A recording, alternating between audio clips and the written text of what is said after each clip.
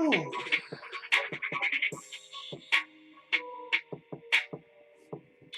What's good, John? What's going on, my brother? I'm a little tired, so I don't even see me being on too long tonight, man. I just got a little news I want to break. Um, that I want to break for some people. And if anybody has anything to talk about, we can talk about it. If not, I'm gonna get off. But I can't. I don't think I'm gonna stay on too long tonight. I'm just a little tired.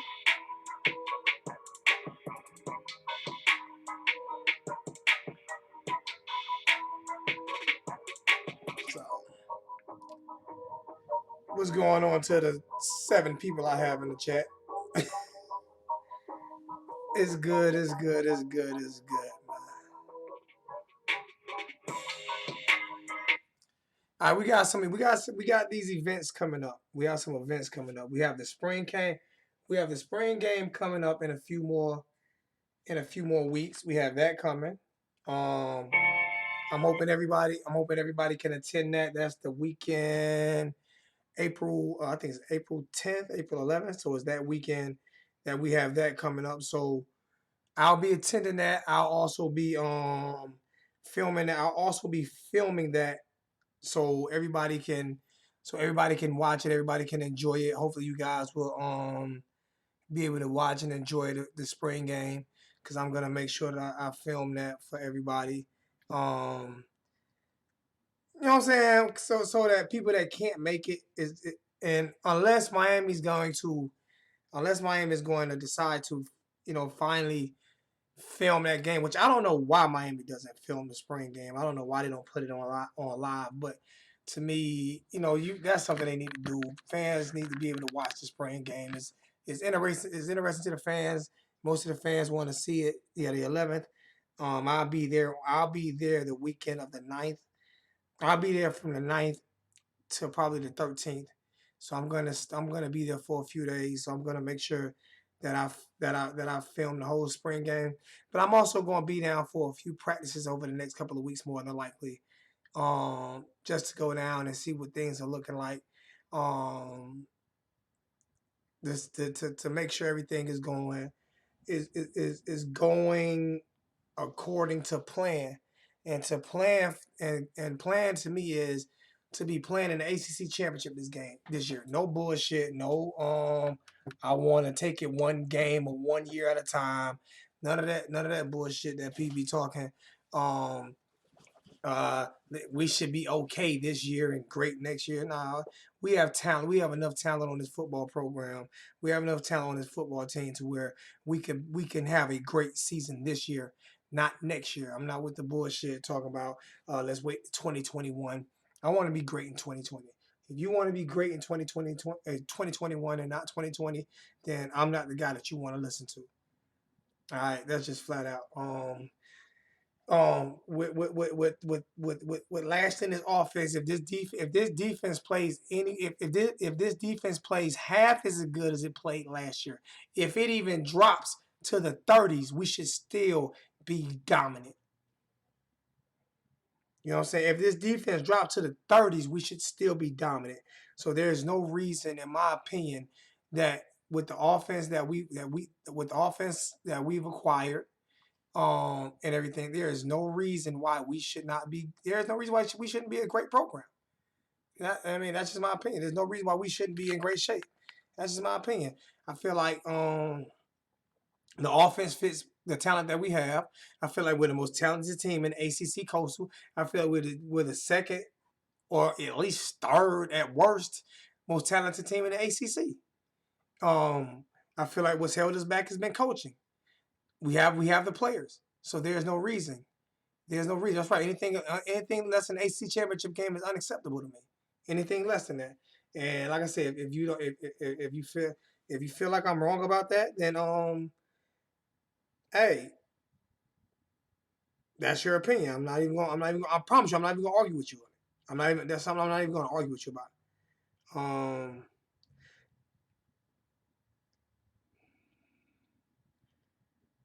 Let me see something.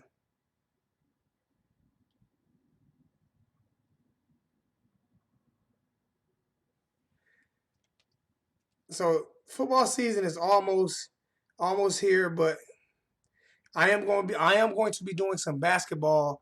I am going to be doing the NBA playoffs. I will be covering the NBA playoffs for any of you guys who want to watch NBA playoffs.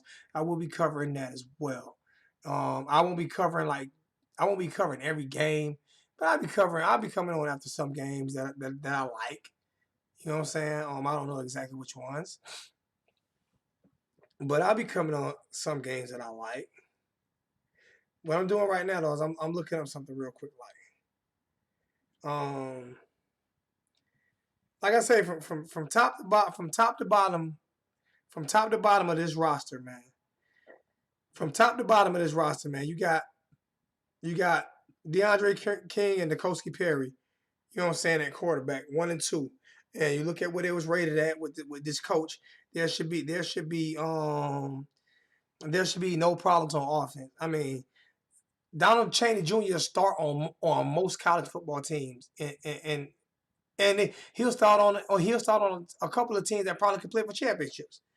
Um, Mike Harley, you just Jalen Lighton is another a freshman that can come in and start on a lot of these football teams. Um, I, I'm just sitting here looking at Sam Brooks is going to make a huge impact on defense this year. Sam's going to make a huge impact on defense this year. To me, he's better than any linebacker that we had last year, that we started last year. This year, he's going to have the opportunity to really show himself. On offense, once again, Mark Pope. Mark Pope is going to. You just go up and down. You just go up and down the roster, and then you go up and down the stars. You go up and down what these guys did in high school. You just go look at what a lot of these guys did in high school. I mean, there's no reason. Brevin Jordan, come on, serious. You will not find a better tight end tandem in all of football, in all of college football. We have the best tight end tandem in all of college football. Let's just speak real here. Let's speak facts. Fuck throwing out all the analytics and let's this to that, this, that. I mean, that's the best tight end tandem in all of college football, period, point blank. There's no doubt about it. There's none. There's it's not even debatable. All right. And then you look at little old bitty Gregory Rousseau. You know what I'm saying? Little bitty Gregory Rousseau, he's okay. He's decent, right? Come on, man. He'll start on any team. He'll start on any college team in college football. Any team in college football, he'll start on. You know what I'm saying? Bubba Bolden, Robert Burns. I'm just naming off players so people can't use excuses to why we're not good. I'm serious. It's you just sit here and you look down the depth chart, and then people say, well, we're a little thin at linebacker, man. We're never thin at linebacker.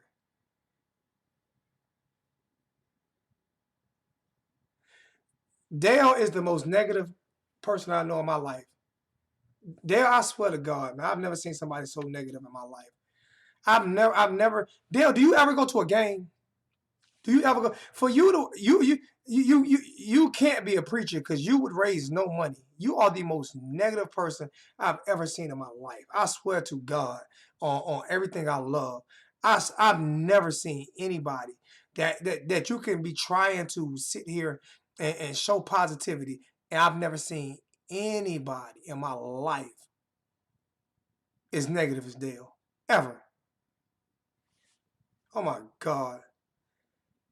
Oh no, you every comment you make, if they could be healthy, that don't man, nigga, shut up, miss me, shut up, Dale, serious, shut up, man. Think of something positive to say every now and then. Think of something positive. Just think of something positive to say every now and then. Just think of you type person. You the type of person is you type of person that say well, my child got straight A's. He got a 4.0. Oh, you better make sure they don't get a B plus next semester, because they get a B plus next semester. That don't mean shit. You type person that say something like that.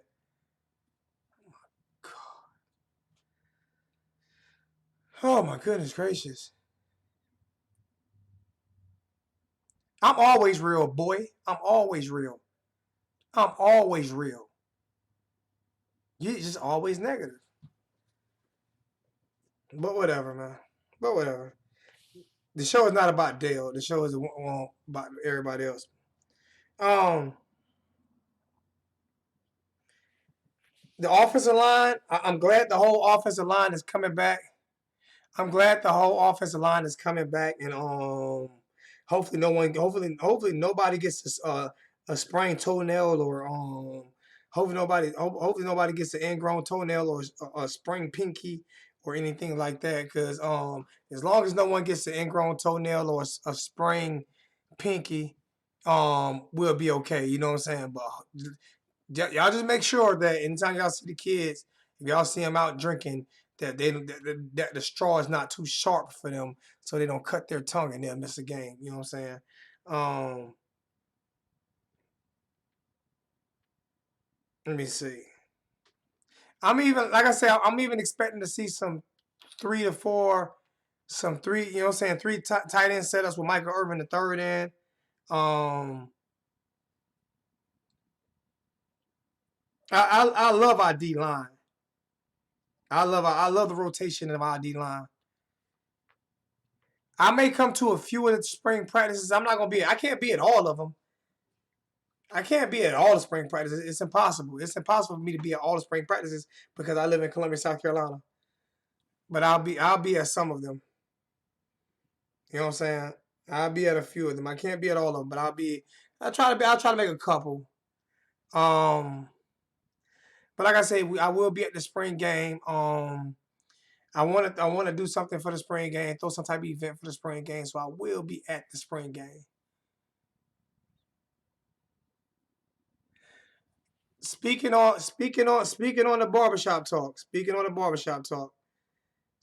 the barbershop talk. I got some news and info on that.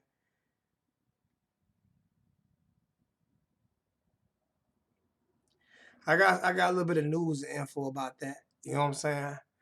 I'm not gonna start a boxing channel because there's so many of them out there, and I'm not great at knowing all the boxers, and there's so many of them out there.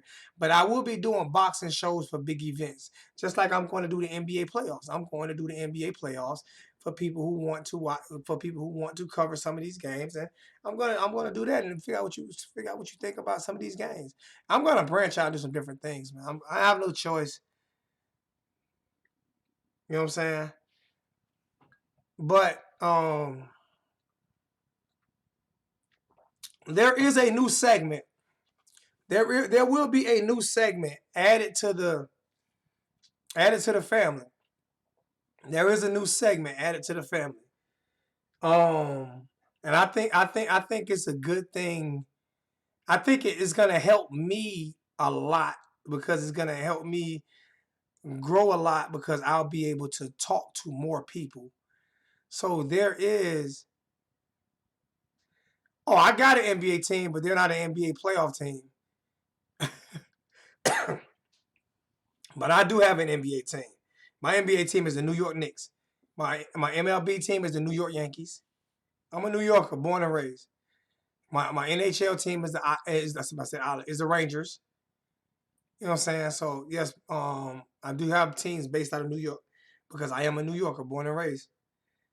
Um, so yes, those are my teams. My NFL team is the Miami Dolphins. They just as bad as the New York Knicks, if not worse. Um, do you guys want to?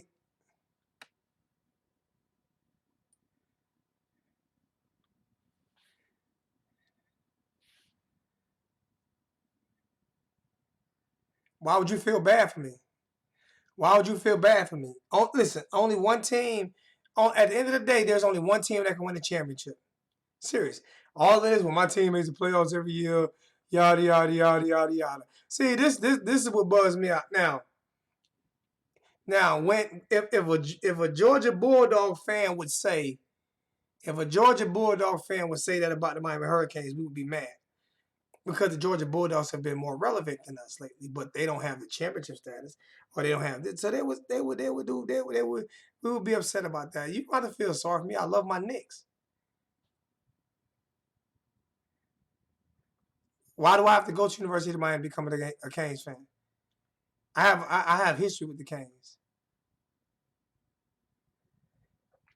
My fans suck. They trash. They don't even have fins no more. They're dolphins with no fins. They're snails in water.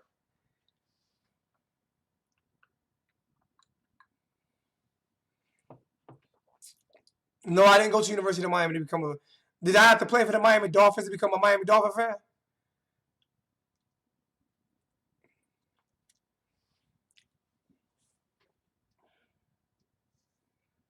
I was born a Miami Hurricane.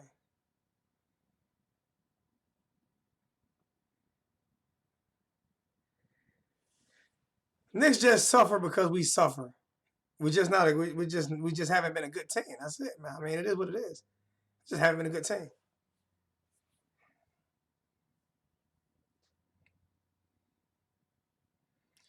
Giannis is a beast.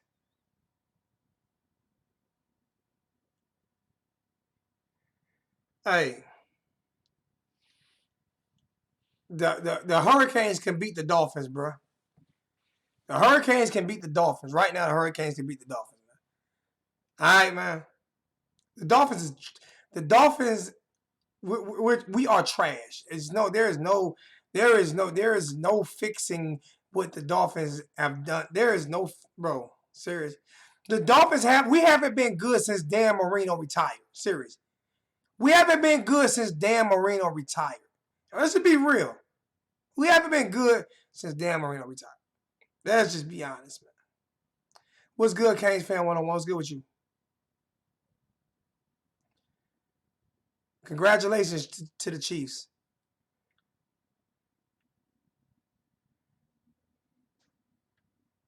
We've had one good year. We had the year when we were doing the Wildcat.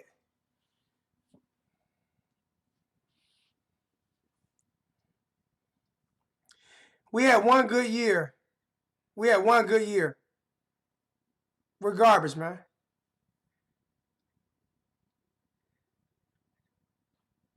Thank you, Lewis.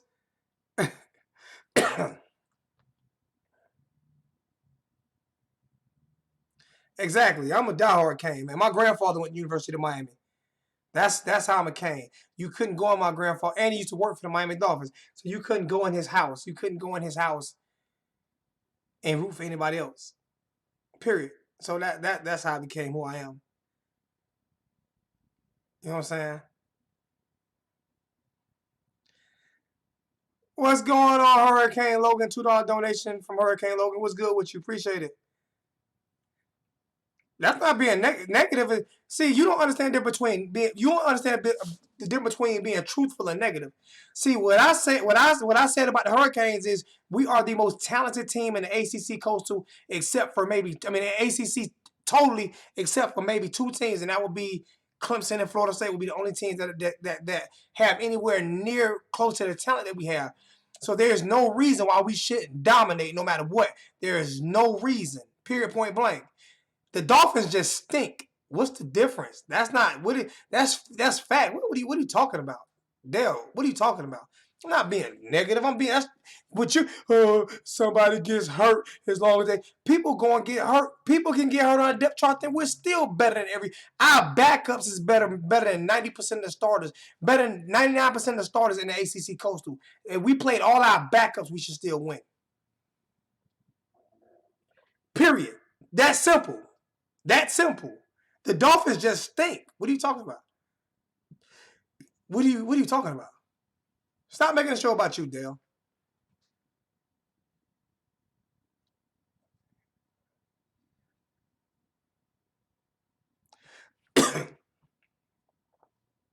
Oh, then first off, you got to take that. You got to put a K. You got to put a K inside that Knicks. And the GM, the Knicks don't mind spending money, bro. The Knicks will spend money all day. We just can't get players. That's what that is. Junior and the big dog. What's good, Sam? What's up to the OG or Canes fam with Coach Cool, OG Canes, YouTubers? What's good, Zoe? Hey, I was waiting on one of y'all. Do one of y'all mind calling me real quick, like? Do one of y'all mind calling me real quick, like? I need a phone call. Okay, I'll check that too. I'll check that too. I'll check that too, Saeed. Let me check that real quick. Like,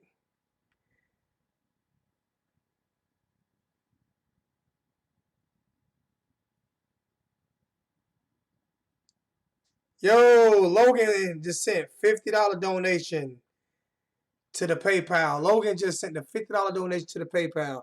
Appreciate that, Logan, Hurricane Logan. That's crazy. And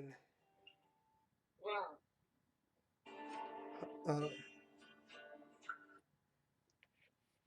Big Dog, what's going on with you? Hold on one second. For some reason, I can't hear you. Say something. Say something now. How about now? I can hear you now. There we go. What do you say, Zo? What's going on? I was waiting for you to get on before I even mentioned it. Me and your son been talking for like the last 30 minutes, and I was waiting for you to get on. I'm gonna let now I can let them know. Everybody enjoyed the conversation that me and the big dog and Slim Shady Kane had a couple weeks ago. I kept getting comments on it, even on Facebook. People kept like, "Man, y'all guys, it was just real. It was just authentic. They hadn't really seen too much like that before. It wasn't just about breaking down X's and O's. It was real barbershop talk." And I think people. I'm gonna check. I'm gonna check it. Give me 1 second. I had. I'm sorry, Saeed. It only showed me one. I got to check the other one right now. But just give me 1 second. Um, but so since everybody loved it, I made a couple phone calls and those guys called me back and we have a new show now, man. We're gonna be doing a new show a couple times, maybe 4 times a month, maybe once a week with me, Junior, and the Big Dog talking straight up barbershop talk. Just the barbershop quartet. Hurricane. We're gonna be the bar. Go ahead, go ahead.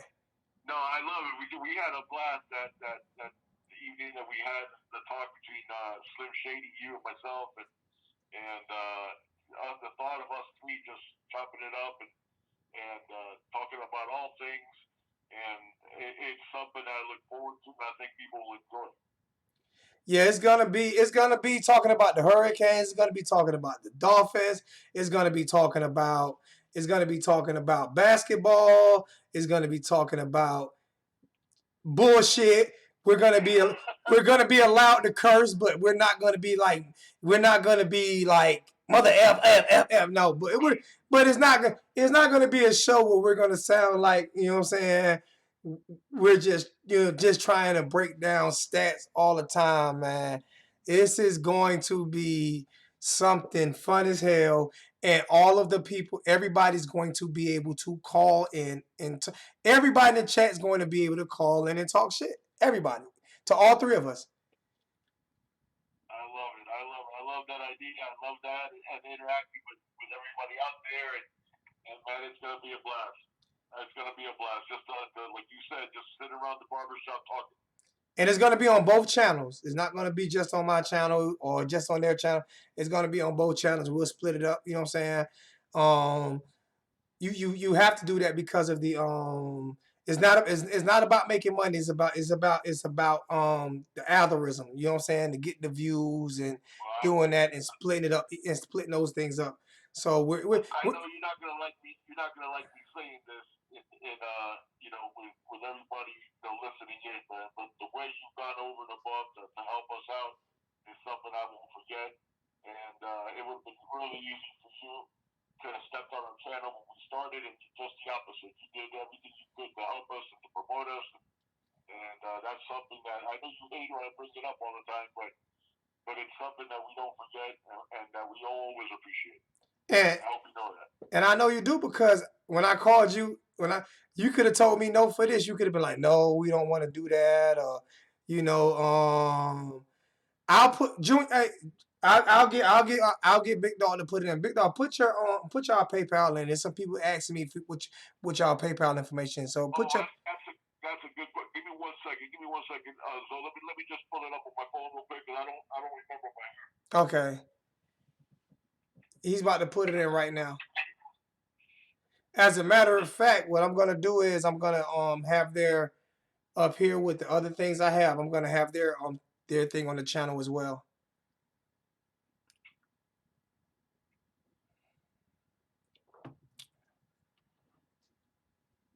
And once I get off the phone with Junior, with Big Dog, I'll go back. I'll go back to checking my PayPal and stuff like that. Here we go.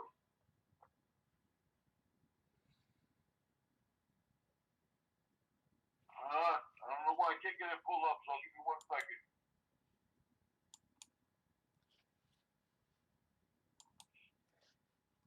He can't. Here we go. All right. It's PayPal.me/Junior Big Dog, all one word. Y'all, did y'all get that? Somebody type that into the chat. I appreciate you too, John. Thanks so much, my brother. Thank you for doing that, Joe. But no, that's something that, like you said, has nothing to do about the money or even the views, man. It's all about just having a good time with everybody to interact with, and us getting to chop it up with them, and having people calling in and giving us their viewpoints, and that's something I'm really looking forward to. Yeah, I mean, you could have said no to when I asked. Everybody kept asking, man. I want to see you and Junior and the Big Dog. I want to see you and the Big Dog again. And I was like, let me ask him. I can't guarantee nothing. He's a busy man. He has a job and a family. And when I asked him, he's like, hell yeah. You know, let's talk to Junior. Let's see if we can get it. Then Junior was like, hell yeah, let's get it going. So that day that we talked with King Shades and you and I, when I didn't even realize we were on for what? It ended up being like 3 hours. Mm-hmm. And it seemed to me like it was 20 minutes. We just had fun, and everybody was engaged. It was just a fun chat, because it wasn't just about breaking. People don't realize it get gruesome sometimes, continuing to break down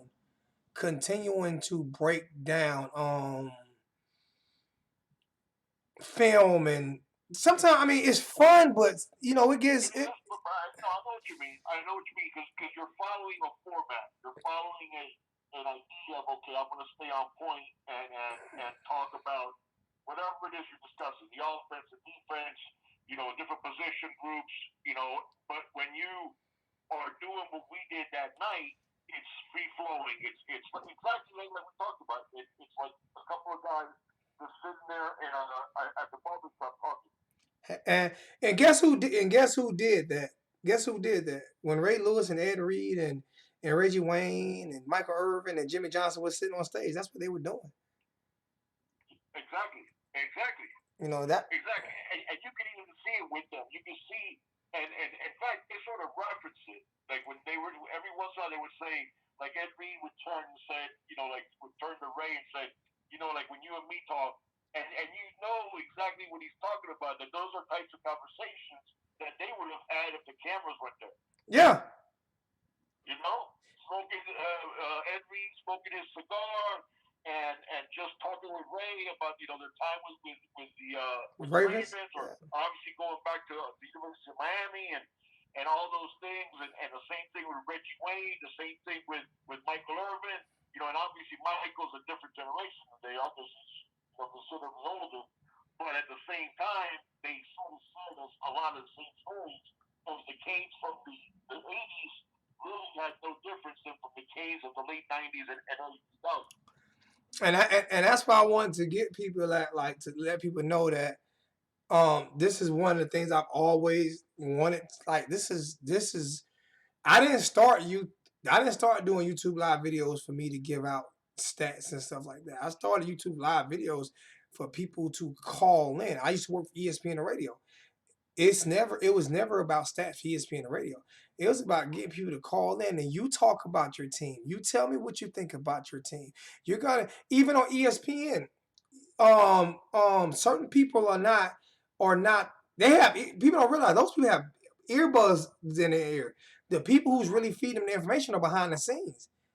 You know, um, it's you want to have the knowledge, you want to have the expertise, and but you also it's a way to vent and get things out, get your frustration out, and that's why I started this channel to where people can call in and say, "Man, fuck what happened tonight." You know what I'm saying? Because I'm not, I don't have to be censored. Fuck, as long as we're not getting so disrespectful and calling people like that, it's not a radio station. It's for you to be able to call in and get your frustrations out, or whatever you do it to enjoy, and to talk shit about Florida State, and to talk shit about Florida, and to have their fans call in and talk shit about us. You know what I'm saying? Because to me, that's what it is fandism. What the definite fans is short for what? Fanatics, right? That's right. That's right. So that's what and then when you guys came on and you guys were talking when you guys came in with the analytics that you guys came in with talking about recruiting, I'm like, oh my God, that's next level shit the way they got. Y'all, I'm serious. I was like, man, please, y'all go listen. I started watching y'all more. I was like, man, god dang. I used to tell people for recruiting news, Junior the Big Dog. I'm serious. People are telling you that for recruiting news, Junior the Big Dog. Thank you, man. No, but this tells you exactly what we're talking about with the barbershop talk is that the idea for us to even do it, because we used to watch your videos and we used to watch different YouTube videos, but Junior and I never had that idea of us doing something together. And the only reason it started is because the same types of conversations that we had on air were the conversations that we would have. We had a group text with Junior and a buddy of mine that known each other for over 40 years. And we would have this group text going back and forth about the games. And he would always be, that friend of mine would be, you and your son got to start a channel, got to start doing a YouTube channel and talking about game stuff. And he said that for about a year where we didn't do anything about it. And then finally Junior turned to me one day, he goes, if you want to do it, I can swing it. And I'm like, oh, you serious? And he goes, yeah. And I'm like, all right, let's do it then. And that's how we actually started the channel. But that's exactly what you said. The whole point of it was just letting people listen in. I always followed stuff like that, and I always followed every piece of information I could get about recruiting or about different things, and it's all sports related, obviously. And that's the type of conversations we would have going back and forth. So that's the whole genesis of that idea was, and then obviously when we started, and man, like you said, the established YouTubers that reached out to us to help us is amazing, man. That's something we didn't expect. So I mean, you have 14,000 subs, and even now we're barely over 2,000. And you could have heard our channel if you wanted to, and you did the exact opposite. A lot of my subs came from though. You couldn't help us. A lot of my subs came from. It's crazy. A lot of my subs came from when Kobe Bryant and I did the video of Kobe, or the beef with me and Uncle Lou, Yeah, or you were yeah. already past 10,000 though at that time. Yeah, but a lot of came from the earlier days and people seeing me at games and you know what I'm saying, stuff like that. And I appreciate people staying subscribed to the channels because I've lost a lot of viewerships, and I understand why. But I tell people, and to me, it's never been about me. And people used to be like, well, if you do your show at a certain time, or don't worry about stepping on. No, I tell people the reason why I said that I wanted people to stick to schedules and stuff like that is so that we don't hurt each other. I don't want to. If you were scheduled to come on and I didn't know you were scheduled to come on and I come on, as soon as I got to get off, it's not about no, it's about people take time out to schedule to do their live shows. You know what I'm saying? And so I don't want to take. I would never want to take away from that. that's just me. I don't care what nobody think about me or say, well, don't worry about nobody else, just go live. No, I can't do that. I refuse to do that because they took their time out to that's the slot that they took their time out for. Why would I step on their toes? I'm not Well, doing that, and you know what? So I think a lot of you family, they like that. They like the fact that the Kings YouTubers, stick together. I mean, we talked about it one day. You look at all the stuff you did. I had never spoken Junior either to Coach Coop, and Coach Coop on one of his live shows on a Friday night stops the show to get. And you did the same thing. You both did the same thing. Stop your shows to get people to go over to our channel to subscribe to us to get us over 1,000. That's something we didn't expect. That kindness out of the goodness of your heart. I mean, and we talked about it. Now, obviously, I'm not. We're gonna let that lie. But with Wholesome and with Paul and with those guys, and NMD obviously deserves a ton of credit too. It's I've tried to call. I tried to get him. That guy's. I like NMD. He stays in his own. He stays in his own lane, but I truly. He does, and I know he does stuff all over. He doesn't just do Kane stuff. Yeah. He does other schools and stuff like that. He's very smart. He's very smart, very intelligent, and he's computer savvy, and he gives out good content. Very. So yeah, I mean, I obviously recommend him highly also. But just I think all the people out there in the chat and are viewing this, they love the fact that YouTube, guys stuck together. And there might have been, like you said, there might have been, here and there, whatever, things happen sometimes and misunderstandings occur. But for the most part, we've always looked out for one another. And like I said, one thing that Junior and I did not expect, that a guy like you that has, even now, you got 7 times the subs that we have, and you reach out to us, and you try to help us. We never expected that. We thought, well, man, it'll be a year before he even can smell anything close to 1,000. Nah. That wasn't the case. No, but that wasn't the case, though, because of the way you helped and the way Coach Coop helped. And the way we talked about Paul and Holtzman and those guys, man, people don't, for people to go out of their way when they hardly even know you, but they like what you do and they want to help you, that doesn't happen every day. And obviously we share a love for the Hurricanes, but that still doesn't happen every day. I mean, you guys were good. I mean, I remember when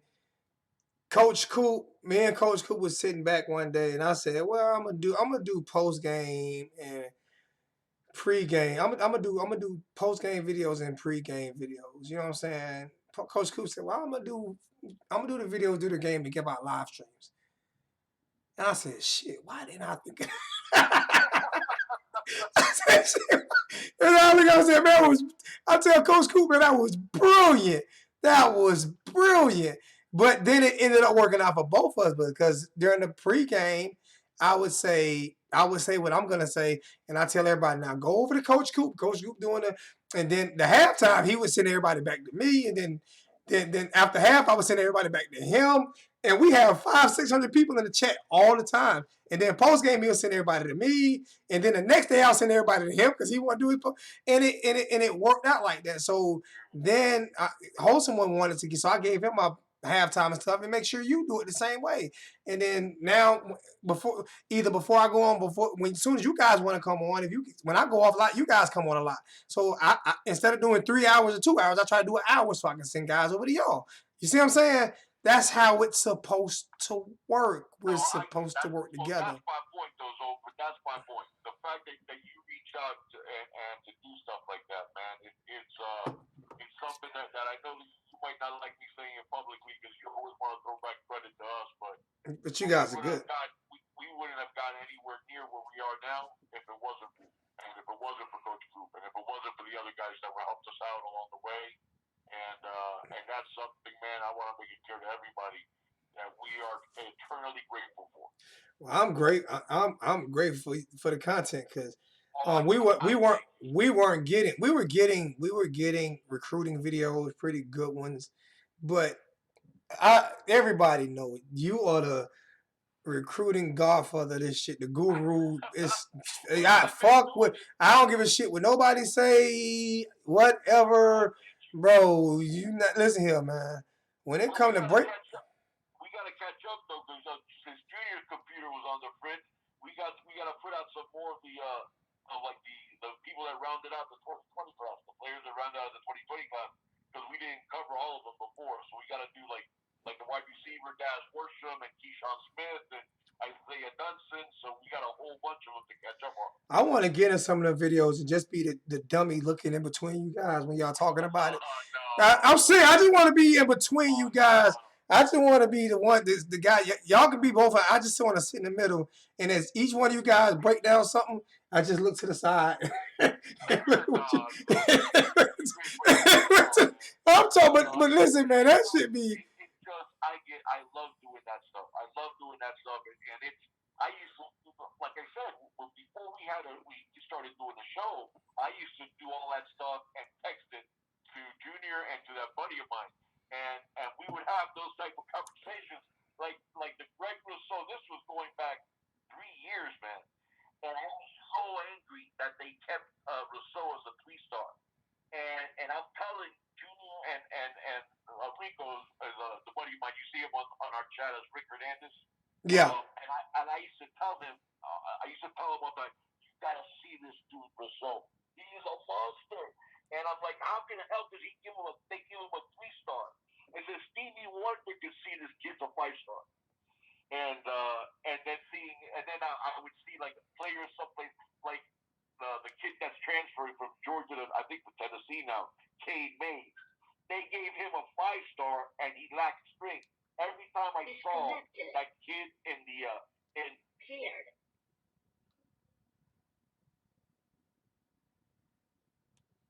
Disconnected. To Georgia, they gave him a 5-star. And Greg Rousseau, they kept him as a 3-star. And I'm like, really? And that's what I knew all those things, man, were rigged and crooked as hell. But what can you do? But no, I just love doing that. I love following that stuff and getting to share that with everybody. It's something that's fun to do. And like I say, and you're good at it. And when you're, and I'm just being real, and you're good at it. So when you're good at something like that, you know, it makes it even better. I'm just being honest. When you're good at it, it makes it even better. But you know what it is, Joe? It's a labor of love, man. It's just something that I love to do, and that's why that comes across to people. That Junior and I both love to talk about that, and it comes across to people. You know, and well, the same thing with you, man. When you talk about the Canes and you talk about things that you're passionate about, that passion comes across, and it makes people engage. Yeah, I think. If you put somebody out there on a monotone voice that they're just reading stats and they don't have any passion for it, nobody wants to see it. The guy might know what he's talking about, but nobody wants to see it. Can I answer a question? Let me answer one of the questions in the chat. When you ask it, first off, I'm listen. If you ask a question, right, don't ask the question to the chat. If you want to ask me a question, and then I'll answer the question for you. Don't ask the question to the chat. Why would you ask a question? Why would you ask a question? Why would you ask a question about me to the chat? Why not ask a question? I'm here. I'm reading everything in the chat. I'm right here. You can ask me the question. But no, there is no beef between me and the wholesome one. None at all. None. There's no beef at all. None at all. That's my little brother. Hopefully that answered it for you, JC. People go through spats and shit in life. Happens. Yeah, and you know, people should never take pleasure out of seeing strife come between two people that love each other. You know what I'm saying? Yeah. It's like those people that like watching car wrecks have to see what happened with to see somebody on the side bleeding somewhere. You know what I'm saying? You're taking pleasure in something that's negative that's happening to other people, and that's something that, man, it's you know, that's something that's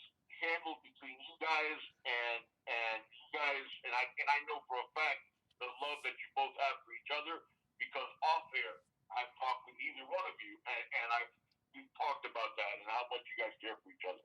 So yeah, the fact that people, you should no one should take pleasure at something negative happening to It somebody would, else. Take pleasure in something positive happening in your own life for those that you care about. and it was never really a beef. It was a big misunderstanding. Right, right. It was a huge misunderstanding. When you say beef to me, I'm ready to cook you. I know what you mean. You know what I'm saying to you? That's when it's real with me, and I fear no man. So when you say beef, that means I'm ready to cook you. And it was never there. It was a misunderstanding. Right. And the people sometimes you grow and you learn. You grow and you learn, and that's another reason why I got 14,000 subscribers, because I'm gonna tell you, a beef was between me and Uncle Lou. That was a beef. Like I was really ready to meet him somewhere and put these paws on him. That was a beef. Like seriously. Yeah, I can tell you were really fired up on that one. Yeah, I was ready to go to it. I was ready to handle some business. You know what I'm saying? But now, I mean, you people don't realize, man. When I first started doing these YouTube videos, I was the only one doing live videos. Right. You know what I'm saying? So when you have a whole bunch of other people coming in, I was never trying to step on somebody's toes. I was just trying to make a schedule. You know, yeah, that in itself says something about what type of dude you are. yeah, Seriously, because a lot of people in your position would have said, "No, I'm going to step on these guys and kill their channel before you can start." And they would have. yeah. A lot of people would have done that. I just Never did. I just wanted people to. All right, what day? Remember, I called you guys. What day you guys want to go? So I don't. You know what I'm saying? What guys? Let me know what days did you want? If you're gonna do a show like every, if you're gonna do a show every day, or what time do you guys want to go? So I don't step on. So I don't step on. And I've told you guys and asked you guys that because I didn't want to stop you guys from growing. So if you guys are going at 8 o'clock and I jump on at 8 o'clock. You know what I'm saying? You still gonna have people that's gonna watch you. We would have had two people like that. But you still, but even if you had 150 and I had 150, that still took 150 away from your channel. You know what I'm saying? It still took 150 away from your channel when I could have easily said I'll go on a different time. You see what I'm saying? It's like to me, it's like no need for me to take one guy away from your channel. I don't want to take one guy. That's actually how Wholesome and I started talking off air. That's exactly how it was, because I had reached out to him, and we always did the videos that we just released on. We weren't doing live chats. Yeah. Until we got to 1,000 subs. And then I sent out a video saying, "Hey, we're planning to do." At that time it was Thursdays at 7. Now it's Wednesdays at 7. But at that time it was Thursdays at 7. We want to make sure that you guys or Zoe or Coach Coop or no one has that at that time, because we don't want to step on anybody's toes either. Yeah. And that's how we started actually interacting with each other. And you were nice enough to reach out to us and to do the same thing for us. And that was, but see, that's the stuff, Zoe, like I said, we never expected. And it's been a blessing for us, because it's been like a second family, man. It's been like, people looking out for you that have no reason to, other than the goodness of their heart. That you just say, well, let me, I like what these guys do. Let me help them along the way. And a lot of people weren't like that. And the way you did it, Coach Coop did it, and Wholesome and Paul did it, and it's just, and I'm thankful, man. I'm just blessed. I'm just blessed and thankful for it. I get a lot of people get mad at me sometimes. I tell people, hey, one thing you can say about me, you can talk shit about me. You can say one thing you never say is I ever did anything try to hurt anybody's career, and I will always be the first one to ever do a University of Miami Hurricane live video. If you hate me, I just tell if you hate me now. Now we have so many great YouTubers. It's amazing, and that's what's making me want to do different things like this. Right, like when we have this coming up, when we do the barbershop. And what I'm gonna do is, how about this? It has to be. We should have started it last week with that damn fight on Saturday. Yeah, we should have started it then. Oh my God, that would have been perfect. Crazy. I would have loved talking about that fight. I was so pissed off. I was pissed off because of the boos. People say it was people. Listen here, man. You don't. I think it was a lot of English people though that were booing the Wilder. There was a lot of English people. Well, I know. When the song came on and when they started saying Black Pride, Black this, that's when the boo. That's when the boos started, and I was just like, you don't think it was the English people booing you? because I seen some guys right up front. You know what I'm saying, that weren't a part of the English crowd. Matter of fact, I got on my Facebook page where the guys going his hands down booing, and I've said this. It seems like sometimes, and this is why I get on people like stop making everything racist. It's not racist; it's racial. A lot of people are proud to mention their heritage and being who they are, but when black people do it, it's a problem. It seems like sometimes. Yeah, everybody has that, man. Everybody's proud of. I was just talking today about being Cuban and stuff like that. I mean, you got to be proud of who you are and what made you, what shaped you. You know, Yeah. that's just. But a lot of times when we do it, we get beat up for it. Yeah, there's a negative connotation that gets attached to it by other people. I got you. Yeah, and it really hurt my feelings. I'm like, good, and it's Black History Month. Goodness, come on, stop it. But did you see that he started saying that wearing the outfit? He lost that fight. He lost that fight because that 273 pounds laying on him wore his legs out. Yeah, no, but he said this week. No, I don't hear that shit. He said the costume weighed 45 pounds. That's it. Nah, that 273 pounds on his ass. And I'm a Deontay Wilder fan. And you know what though? I do think it was a mistake on his part to come in as heavy as he did. Because I know he said he's been heavier than 231 before. He said it was 230. He said it was 234. 235. Yeah. He's been the best I've seen him fight has been 219. 220. Yep. He didn't need to put on that extra weight. And I thought I get why he did it. Listen, I get why he did it because he didn't want to get bullied. He got bullied though. He didn't get bullied. He got bullied anyway. He got bullied just to say he got to stay to the outside. I think there are people, and I've heard this earlier today. It was going on today. I haven't checked ESPN anything, but there's some people saying that Tyson cheated or something. I don't know. Somebody just said something in the chat, and I heard that earlier today, but I just seen Tyson give him a good old fashioned ass whipping. That's all I'm saying. Yeah, and I rooted for Tyson.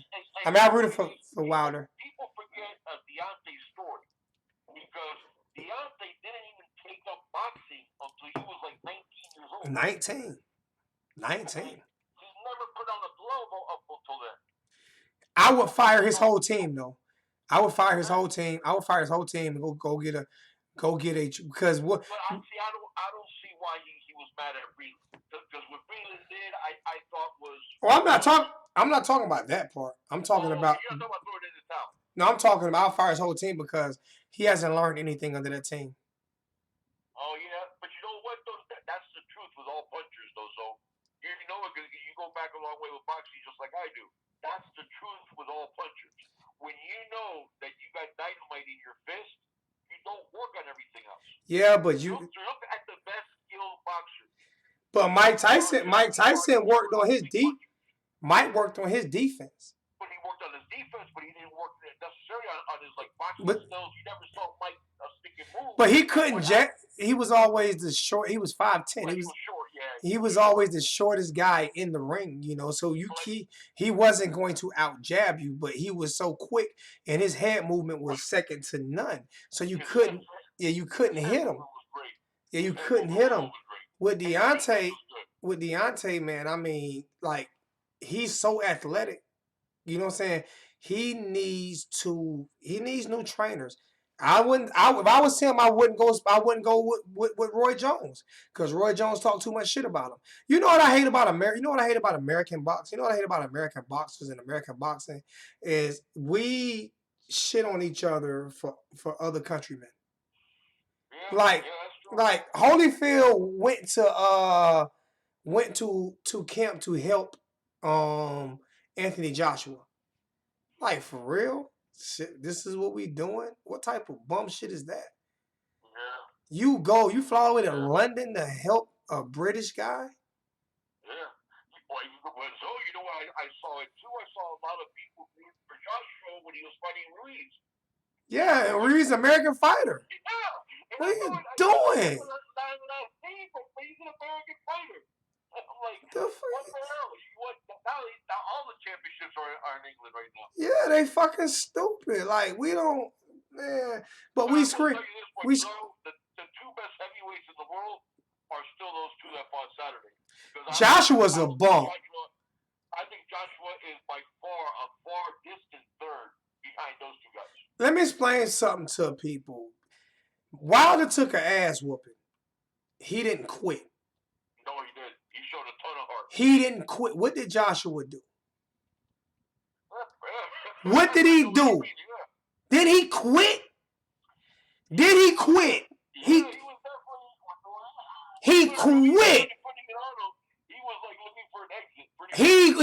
He was you know how they do in wrestling when they do the time. Remember Ric Flair used to do the timeout. He thought he could roll outside the ropes and get 10 extra seconds. He thought he could roll outside.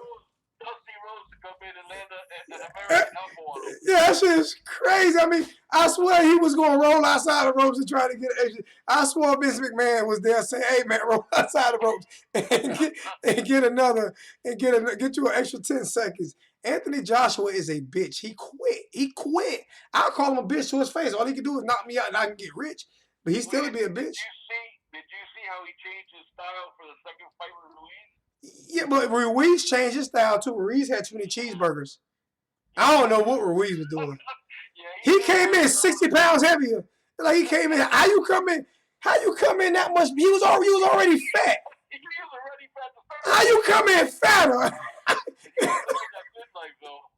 Goodness. My old man used to say this, and it was the truth, man. He would say it's hard to make it there, but it's a lot harder to stay there. And that's the thing that people don't realize. You get a lot of times, you get an athlete, especially an athlete that comes from poor circumstances, and then all of a sudden they hit that money. It takes a special kind of dude to not fall to those temptations and to keep wanting to. And Wilder's a perfect example.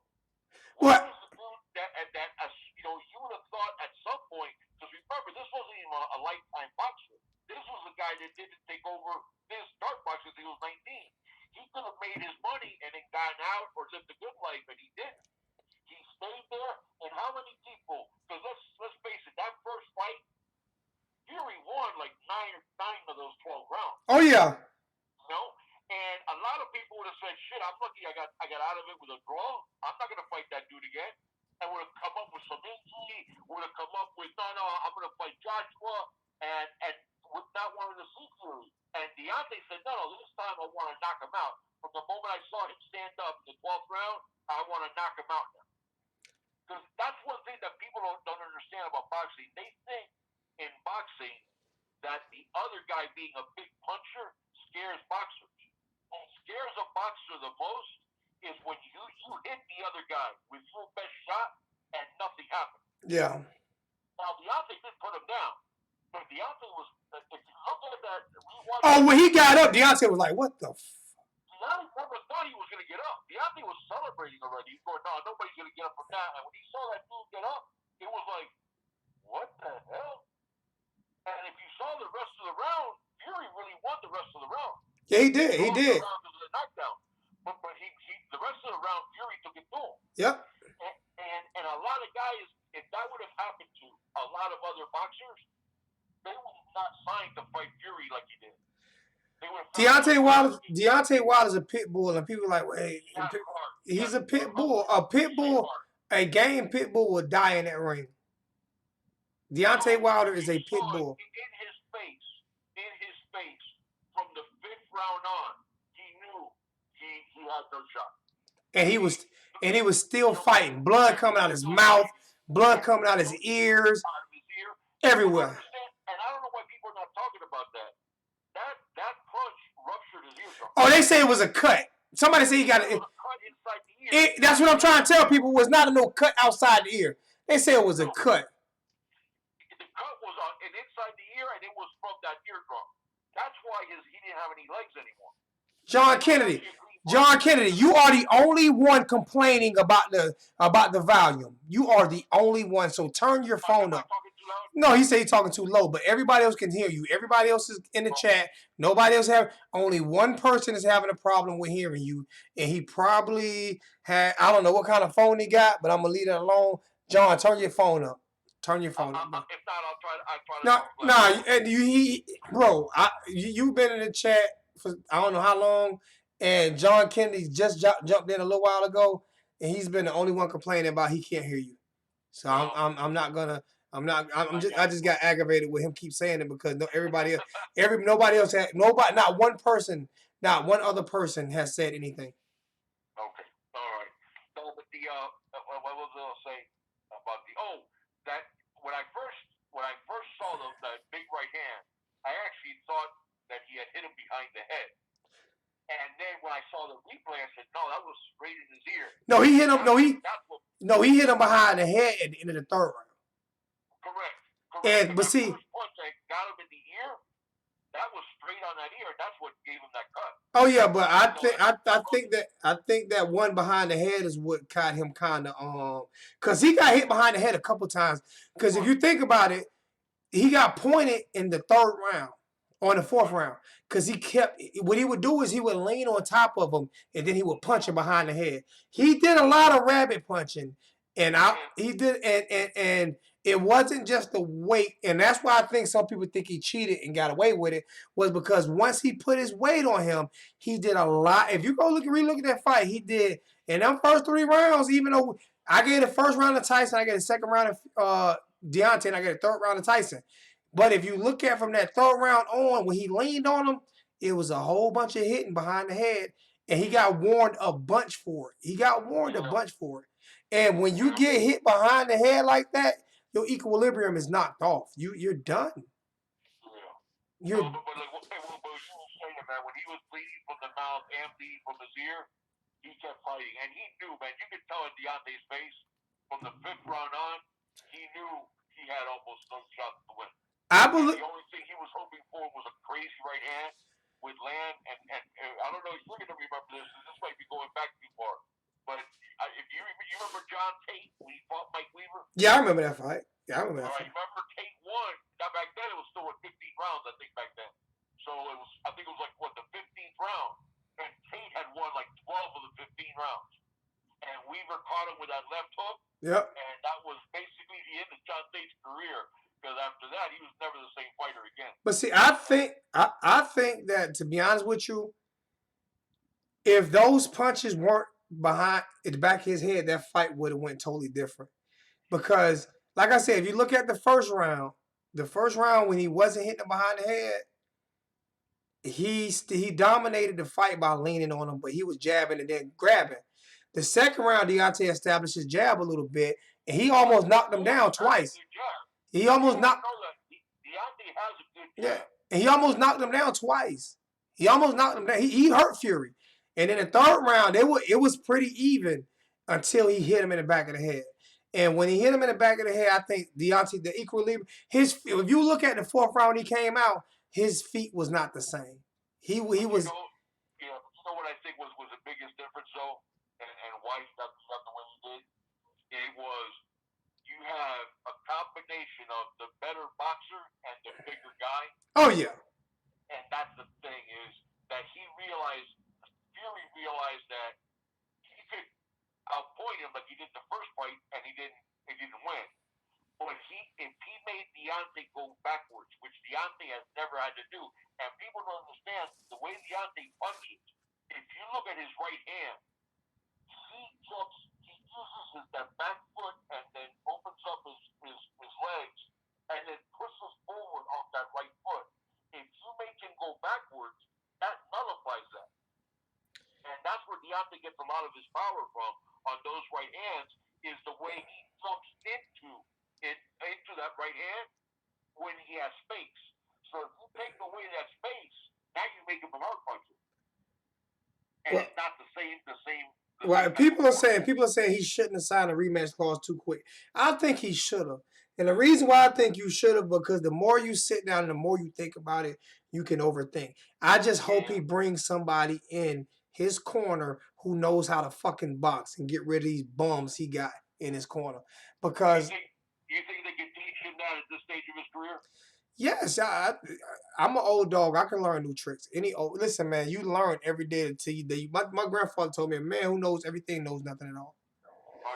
You can learn. Like I say, because you say this stage of his career, but we also say he didn't start boxing until he was 19. So he's still, if you look at it, even though he's 34, he's still young for boxing.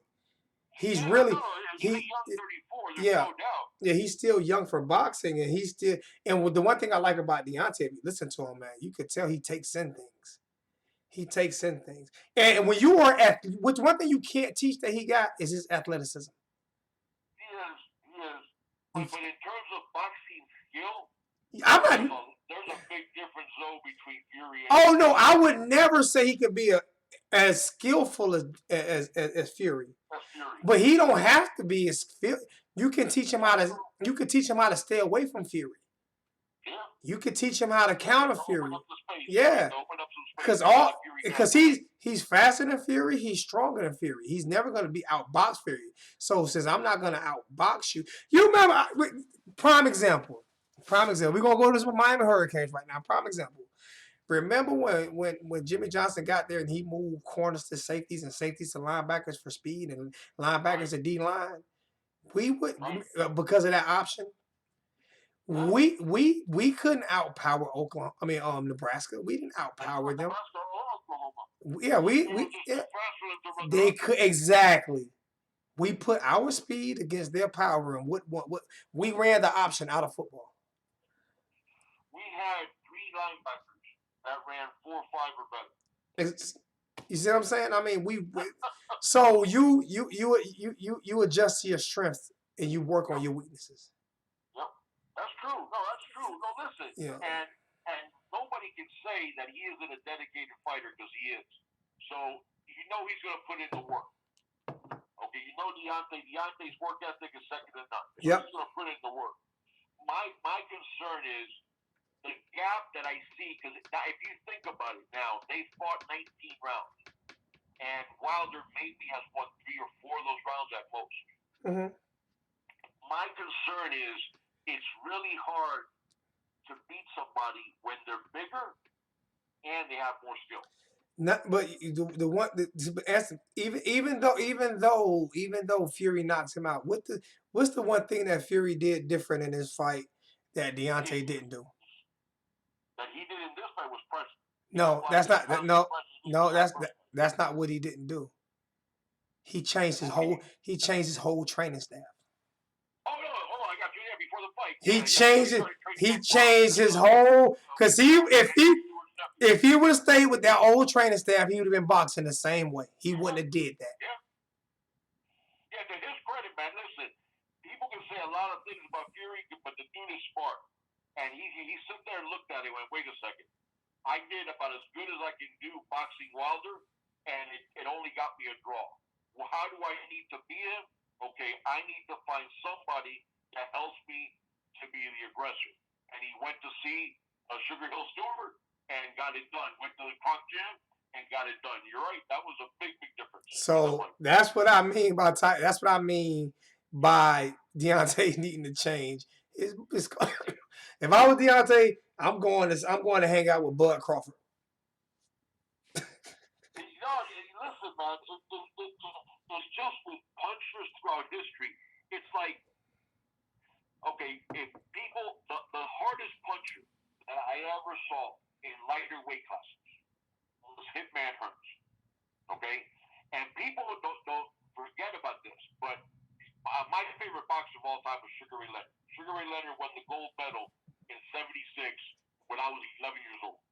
Okay, and I saw literally every single fight of Sugar Ray Leonard made me want to be a boxer. I mean, that's how much love. Dude, you know, in my house, my old man's favorite boxer was Roberto Duran. When Duran beat Leonard in their first fight, I didn't talk to my old man for like 3 months. We went to see that fight at the Miami Beach Convention Center. Back then, it was closed circuit. I don't know if you remember those back in the days, though. Oh yeah, I remember those fights. Oh yeah. And you had to go watch it at the convention center. It was closed circuit. And we went with a family friend who sat between my father and me. And when we got back to the house, he told my mother, brother, he'd never go to a boxing match with either one of us again because I was on one side of it, my dad was on the other side, and we kept arguing back and forth the entire fight.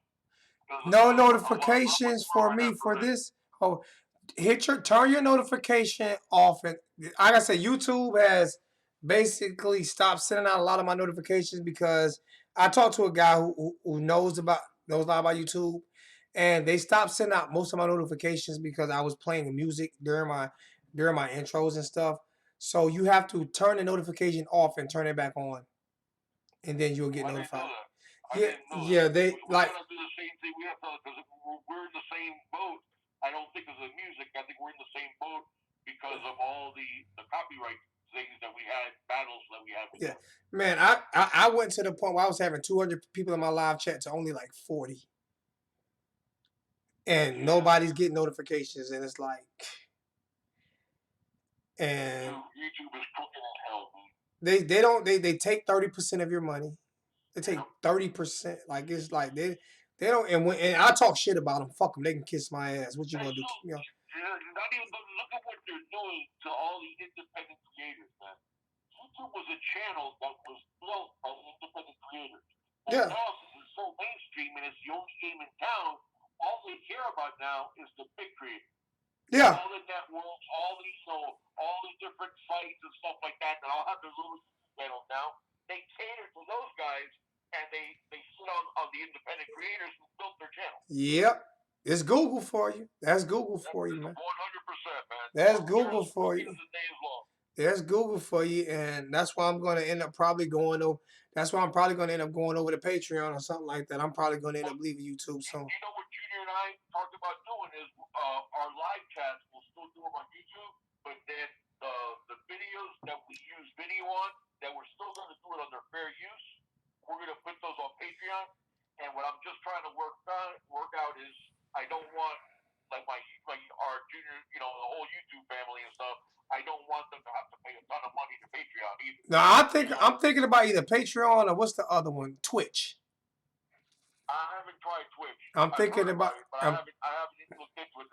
Into Patreon, I did look into, and I think we can do it with Patreon, and then just have like because man, I did we did some game previews with Game Film, breaking down Game Film, and we were so proud of that, and YouTube took it down. Literally, as soon as we put it on the air, they didn't just copyright strike us; they took it down. Oh, they did. You see how they did me? They even though they was gonna give me a suspension, because I showed the fight. I said, you know what, man, I got so many fans that you know what I'm saying, people that watch me all the time. I'm going to whoever can afford to fight, you can watch a fight over here tonight. I'm thinking they're gonna give me maybe a 30-day suspension. You know what I'm saying? Something like that.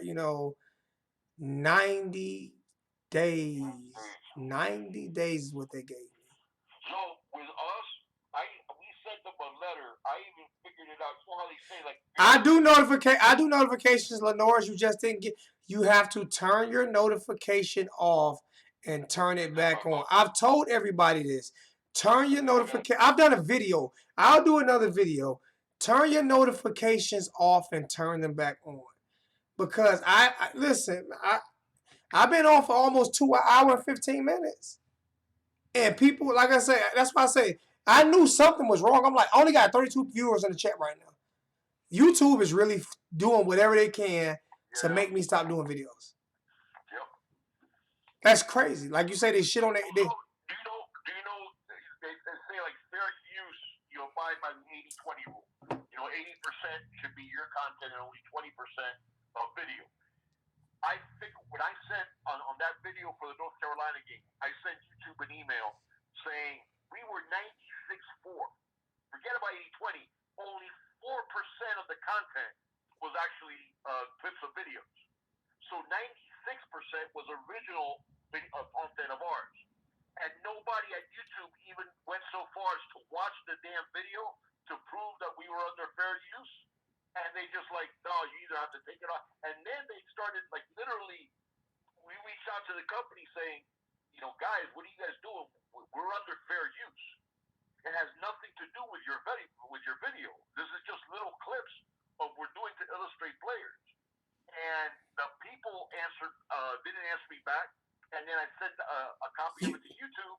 They went so far as to threaten that what was it? Either we took it down immediately, or they were gonna basically that they could suspend our channel. And I'm like, what the hell are you talking about? YouTube is crooked as fuck. I tell them all the time, fuck you, YouTube. They're crooked as hell. They do what you can't even call YouTube. You can't even call. They don't have a number. They don't have. You can't talk to no. They have no way to read. You're talking to robots. That's what you're doing. When you're in a chat, you're talking to a fucking robot. You can't even call for as many individual YouTubers there are out there. You can't call these sorry sons of bitches, but you can call them. You can call them for YouTube Red or YouTube Music. In order for you to have a number for you to call, you have to have over 100,000 subscribers. They don't give a shit. They give them a number. That's why I say I'm not. That's why I say I'm not too concerned because I'm gonna try out Twitch. But in my opinion, no matter which one you try out, once all of them get a certain amount, it's all industry.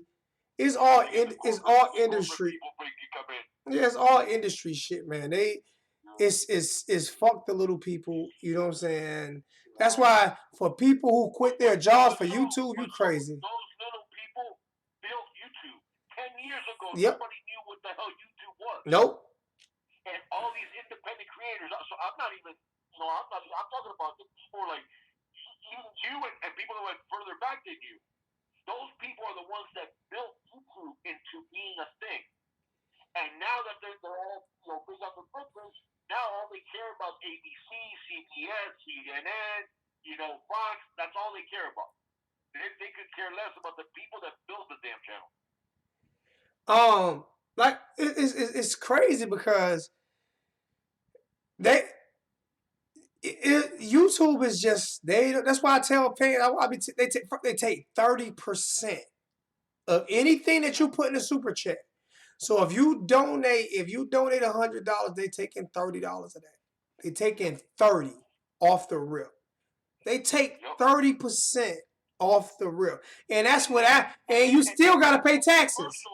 They put commercials into your content and then give you a penny everything that they collect. So they put if you ask for commercials, you might get a penny. You might get a penny for that commercial. A penny. It's incredible. So I need 100 views just to make $1. So we got so angry, and we were going above and beyond to make sure we were doing things legally right with the whole fair use. And we got so angry that I tell you the truth, if it wasn't for all the relationships that we have with you guys, with all the people in our chat, with all the people that support us, if it wasn't for that, man, I'm telling you, I would have told them to go fly a kite and gotten the hell off of YouTube. And you know it really pissed me off with my family, with my hurricane family. You know what really pissed me off is that when I was going through it last year, right? And I was like, okay, donate if you can. I got 500 people in the chat. Can you donate $1 or $2? You always begging. Well, I didn't have a laptop or a tab. My laptop was broke, so I couldn't put anything for donations in the chat. I couldn't put a phone number up there. I couldn't do all of that. So I had to ask. So now I'm begging. You should be doing this from the kindness of your heart. Believe, I'm going to explain something to you. It's a difference between just doing it from the kindness of your heart and taking your day and to prepare some shit and people act like they don't appreciate what you do. So if I ask for it, I'm begging. Mark Rogers asked for it, there's not a problem. I asked for it, I'm begging. So I don't even ask anymore. And I can promise you, I've done a 3-hour YouTube podcast this year where I didn't get a single donation. And I said absolutely nothing. Not a word. You know what I'm saying? Because it's up there. If you want to donate $1, you can. If you don't have to. I'm not going to ask. It's sitting right there. But at the end of the day, I'm good. When I quit, when I eventually quit, we still got good YouTubers that will most definitely be able to run this shit. I don't have to do it. And what makes you think we're gonna let you quit? Oh, I'm not gonna do it forever. I It's ain't gonna doing. happen. I I ain't don't doing. care. Hey, listen, I can drive my ass down to South I Carolina ain't gonna die on and YouTube. force you on the air. I ain't gonna die. I ain't gonna die on YouTube, man. Yeah, you gotta respect your elders, man. So if I go down, if you try to get off of YouTube and I gotta drive my ass down to You South ain't gotta Carolina, drive here. I'm back on the air. I just do some videos. They don't. People don't understand. It gets stressful sometimes doing these videos. It gets stressful because you have to deal. Because I'm the type of person that like to talk to people, deal with people in the chat, and it gets stressful sometimes. You happen to hear ass clowns who's not gonna, and that's what I do. People get mad at me. You ass clown. You ass clown. When you see me, take it a different way. But you got to deal with some ass clowns that don't know nothing about football sometimes. What kills me is the people who talk so much shit and please don't compare me to Stephen A. Smith. Stephen A. Smith has no nuts. Do not. I'm not a fan of any of those The only reason. The only reason.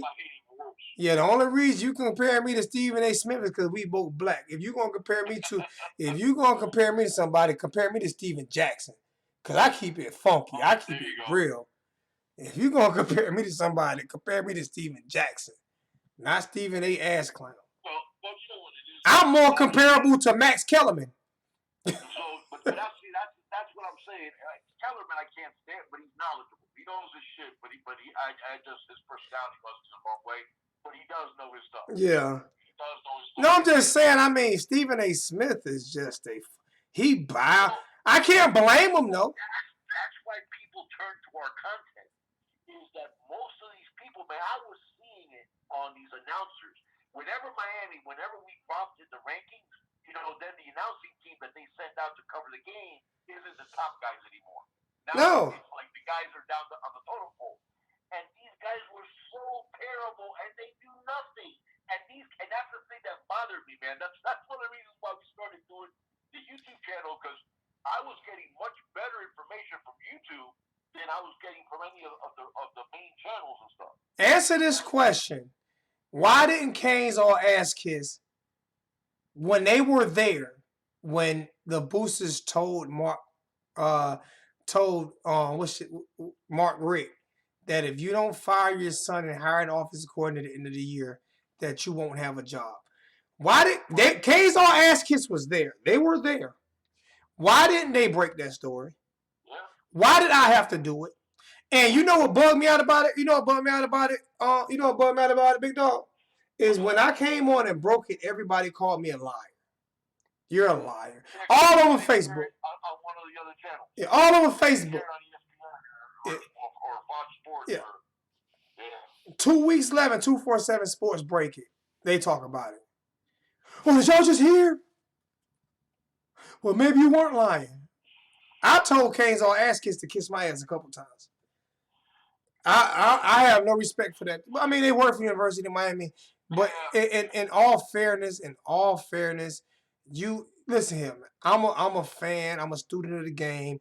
I know about football. I can break down X's and O's with anybody. All you gotta do is go watch the 2 videos I did with Cam Underwood or Mark Rogers, and you'll know that I'm a student of the game. I'll break it down. There are people like the big dog who is just like phenomenal, and Cam Underwood and the wholesome one who are just phenomenal at breaking it down. But I can get down with the best of them when that time's come. Yeah, so don't take me talking shit like I don't know football. What I don't like about these industry bitches is that they refuse to give you the truth. I'm gonna tell you exactly what the truth is. I tell people, name one time I lied to you. Name one time I lied to you about anything. Name one time I lied to you.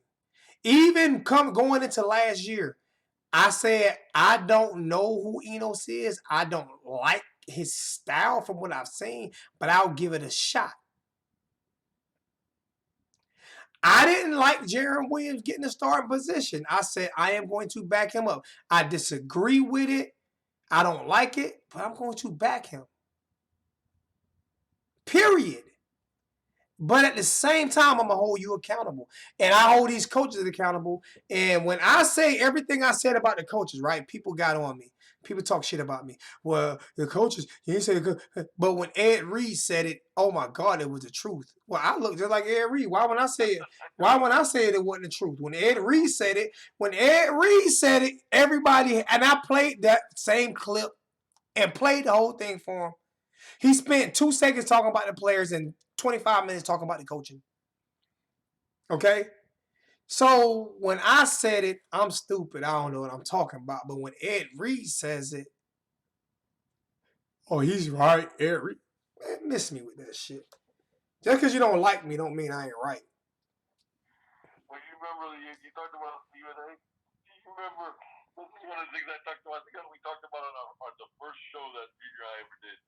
That I'll never forget that he was talking about this was like the 12th game of the 13th week of the NFL season, and it was a Chargers game, and he was breaking down the Chargers game, and he was saying that whoever was the other team that they didn't have any way to slow down Hunter Henry, who was having an all-pro year. And Hunter Henry hadn't even played all season. He was out with a knee injury the whole season. And like people were like, "Hey, Stephen A. Hunter Henry hasn't played all year long." And then he tried to clean it up by saying something like, "Oh no, I got him confused with I forgot who's the other guy he was trying to say he confused him with." And it was like, no. No, that's because they're so used to getting their shit fed to them. Exactly. They have somebody in their ear telling them something, and they don't even watch. But here's the thing, so that I don't understand. You're a welcome, okay? And when you talk about, all the things that I have going on and stuff, that's their gig, and they have at their disposal what we don't have. We don't have anybody like they have their own research, like you were saying about ESPN Radio and on ESPN. They have their own researchers that they can go up to and say, "Hey, listen, I'm going to do a story on the San Diego Chargers. Get me everything that you have." And then that research can give you 5 pages, and you can boom, boom, boom, study the 5 pages and know what you're talking about anything. And so they have all that at their disposal, but they're so damn lazy that they don't even take the time to study what the hell they're talking about. Bob, you don't even have to, though. You gotta do is put your earpiece in.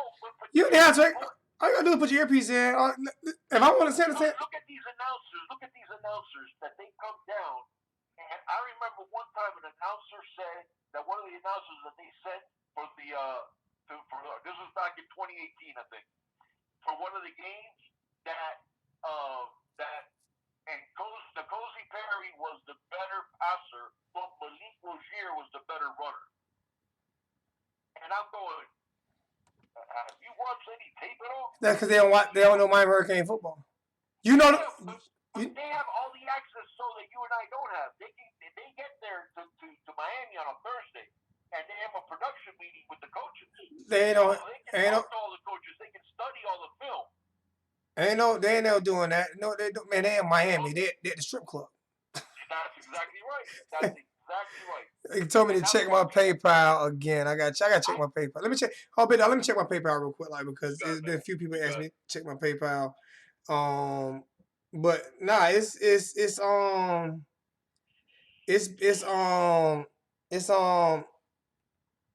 the reason why I'm not looking at my phone is because my Bluetooth isn't working correctly right now. So I got my phone. I have my phone hooked up to my it's pointing towards the microphone. We got a $20 donation from Jeremy Mosley, a $10 donation from Saeed. Appreciate that, Saeed. I'm sorry it took me so long to get to yours. A $10 donation from Saeed and a $50 donation from Hurricane Logan. I appreciate each and every one of those, man. Thank you. You guys, thank you so much, man. I truly appreciate that, man. Thank you so much, man. Man, our Kings family is the best family in the world, period. And we like I say, what I'm gonna do is this is what I want to ask you real quick, like before we get off. I'm about to get off in a few minutes anyway, because I did say. Yeah, I know, partner. I'm sorry. This is barbershop talk. I know, partner. That's what this is. I know you were saying you were tired of stuff and you wanted to get off. This is barbershop talk. I'm not tired from this. I'm just gonna get off. No, what I want to do is, all right, barbershop talk has to be in it. but it has to be in it, right? And we already have a picture and everything. I'm gonna try to get an artist to draw it because I love the way Junior put it together. So Junior put it together. Me and Big Dog basically came up with the concept of barbershop talk. And some of the fans like OG Club, I mean OG Kane definitely was big time on the barbershop talk thing. So what I want to do is it can't just be barbershop talk, but barbershop talk has to be in it. So I want somebody out there. I'm gonna give one of you guys an opportunity to win $100. Come up with the best clever name that you could come from that you can add barbershop talking to, and we'll all vote on it. Me, Junior, and a Big Dog will vote on the best name, and that's what we'll go with. And you have 1 week to do it. That's a good idea, Zo. I hadn't thought about that. That's a good idea. So I like it. you have 1 week to come up with the name to go with the barbershop talk. Junior, Big Dog, and Hurricane Zoe barbershop talk. But our names don't have to be on it. But I already got my name. I was gonna call it the Big Three. You know what I'm saying? We gonna steal the NBA shit, but we ain't gonna do that. Cause they might copyright us for that shit. That's right. That's like, hey, did you hear that LeBron wanted to copyright Taco Tuesday? Oh my god! And people don't know that. People really thought. I'm so glad that my brother was on here and he told them that I came up with the U family. Everybody thought that the U family had been. That's mine. I came up with the U family. That was my. Everybody called it the U. Even Jimmy Johnson mentioned he called it the U. It was never the U family. I put the family behind that because the reason why is because and he'll tell you like my family's from Jamaica. Like when the family from the islands, like they're real big on family and tradition. So that's why I put that family behind it. But that you family, do me a favor before I start doing YouTube videos. Go back and look at Let me see what is it 2000? It's 2020 now. 2015. Go back and see if anybody referenced the U family. 2014. Go see if anybody ever referenced the U family from 2014 back. Go find me one reference, and I'll pay you $100. Go find me one. I'll tell you what, we have. I hope people that are in the chat and the people that watch this know that even when we talk off air, how appreciative we are of all the people like the ones that you've been mentioning, the ones that are in the chat, the ones that comment after the shows, the rewatch squad. I hope they know that even with like you and I talk and stuff off air, how much we appreciate them and how much we love the support that they give us. We need it. It's the best. It's just but so it's one of those things, man. That it's I want them to understand, even when we're not on air, how we talk about how much of a blessing that they are. That they just out of the goodness of their heart, they like our content and they try to support us because they don't have to. And it's just we get blown away by it. I know you get blown away by it too, and it's just it's amazing. It's amazing. And that's the reason why I got 1,000 mods. I don't even need 1,000. But I want to show some type of appreciation that I can for the people who show me so much love. And I've cried on here, bro. You know what I'm saying? This shit is real with me. Like I don't, bro. If I rock with you, I rock with you. It's just that's just that. And Junior and the Big Dog from day one, like those guys were awesome. And but what bugged me out about it is because you keep giving me credit, but what bugs me out about it is like you guys were so good that to be honest, you didn't have to reciprocate it. You could have still did your thing. And you say you might not have grew as fast, but eventually talent comes to the surface eventually, right? Yeah. So this is what I mean by this. Yeah, but a lot of people don't even know that we existed. But honestly, but this is what I mean by that. This is what I mean by that. Like by me, by y'all showing me, by me showing y'all the respect that y'all did, y'all showed me so much respect and never ever stepped on my toes. Never ever did it, and you could have done it too. And you never ever said, you know what, man? You always showed me respect. We've always talked. And people say, "So why you don't collab with?" And it's because the reason why I never collab is because I wanted everybody to kind of get their own. I didn't want it to be about me, Right. especially Their own identity. Yeah, get your own identity. Now I can collab with people because they have their own identity. Right. But That makes sense. yeah, I didn't want it to be about me. Why won't you go? Because if I go, even no disrespect, even with the New School Canes when they was doing that, or when you guys were doing the Category 6, you had your identity, but not truly your identity. Now everybody know exactly who Junior is. Everybody know exactly who the big dog is. Everybody know exactly who the wholesome one is. Everybody knows exactly who Hurricane Zo is. Everybody know exactly who Coach Coop is. So if we all do a collab, or everybody know exactly who Cam Underwood is. So if we all do a collab, right? If we all do a collab, everybody know exactly who everybody is. Everybody knows their identity. And that means, so you have to have an identity, because if I'm the main guy, then at the end of the day, you're not knowing who these guys are. Now when I go on, everybody knows. Yo, Zogan, as soon as you came on, that's the big dog. That's the big dog. That's the big dog. They know who the fuck you was. Who you are. Thank you, man. That's a lot to do with you, a lot to do with the other guys that we mentioned already. Because if it wasn't for y'all, we would still be out in the wilderness. No, I don't think that. Talent too good. Talent was too good. Right now, we wouldn't be anywhere near where we are now, and that's the truth. Well, you're gonna grow faster. You're gonna grow. My goal is for everybody to pass me. To be honest with you, I'm being honest with you. I'm serious. It is, and I'm serious. People, there is not a jealous or envious bone in my body. I'm serious. I want everybody to eat. I want everybody to eat. I want everybody to do good. And I just want people to do it the right way. I just want people to do it the right way. That's all, man. Get out here and bust your ass and give out and support each other. Don't shit on each other, man. You don't have to shit on somebody to make it. You don't, man. You're gonna be blessed regardless. I've been blessed. I've made family on this. The blessing. So I think this was before we even had a conversation, I think. But I remember doing one of our first shows, and this is where I'm saying it's just amazing. Now this is even before. We were doing we weren't doing live casts. We were just doing those shows.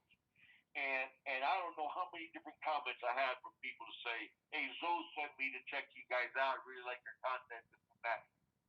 Zoe, I can't even count how many people told us that they didn't even find out about us until they heard you talk about it. And still to this day, I haven't had an opportunity to talk to Coach Coop off air. And great guy. Somebody sends me a text or a DM on Twitter and says, "Check out Coach Coop's video from Friday night," and it gave me the time.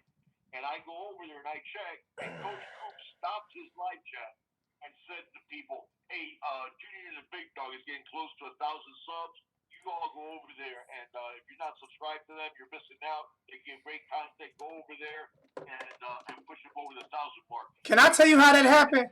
Can I tell you how that happened? You and him got together. I'm gonna tell you how that happened. No, we were.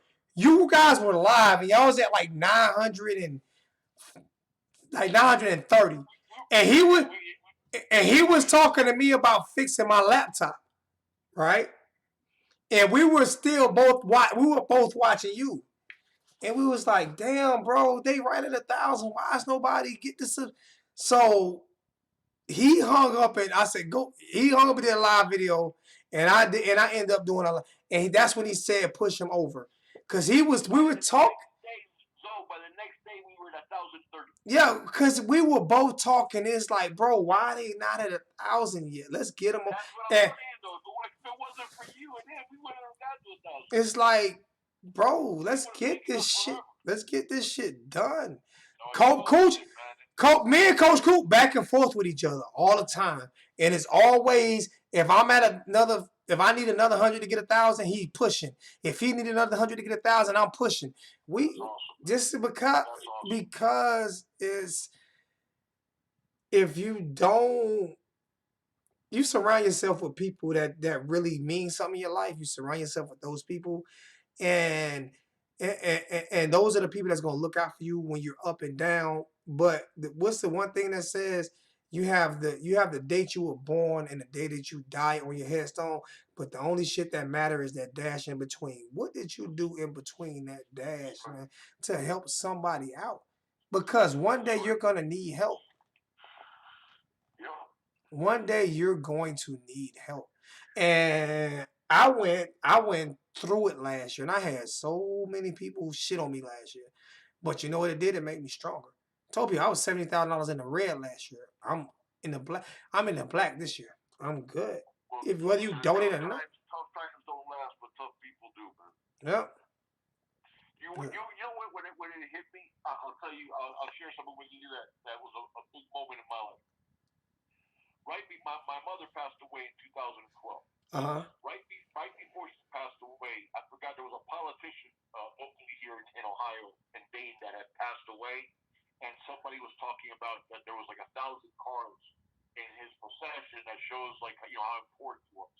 And then right then, I flew down to South Florida because my mother was she ended up she had a fall at home in the kitchen, and then she had a broken femur, and they went to do a knee replacement, and then she developed a clot from the fracture.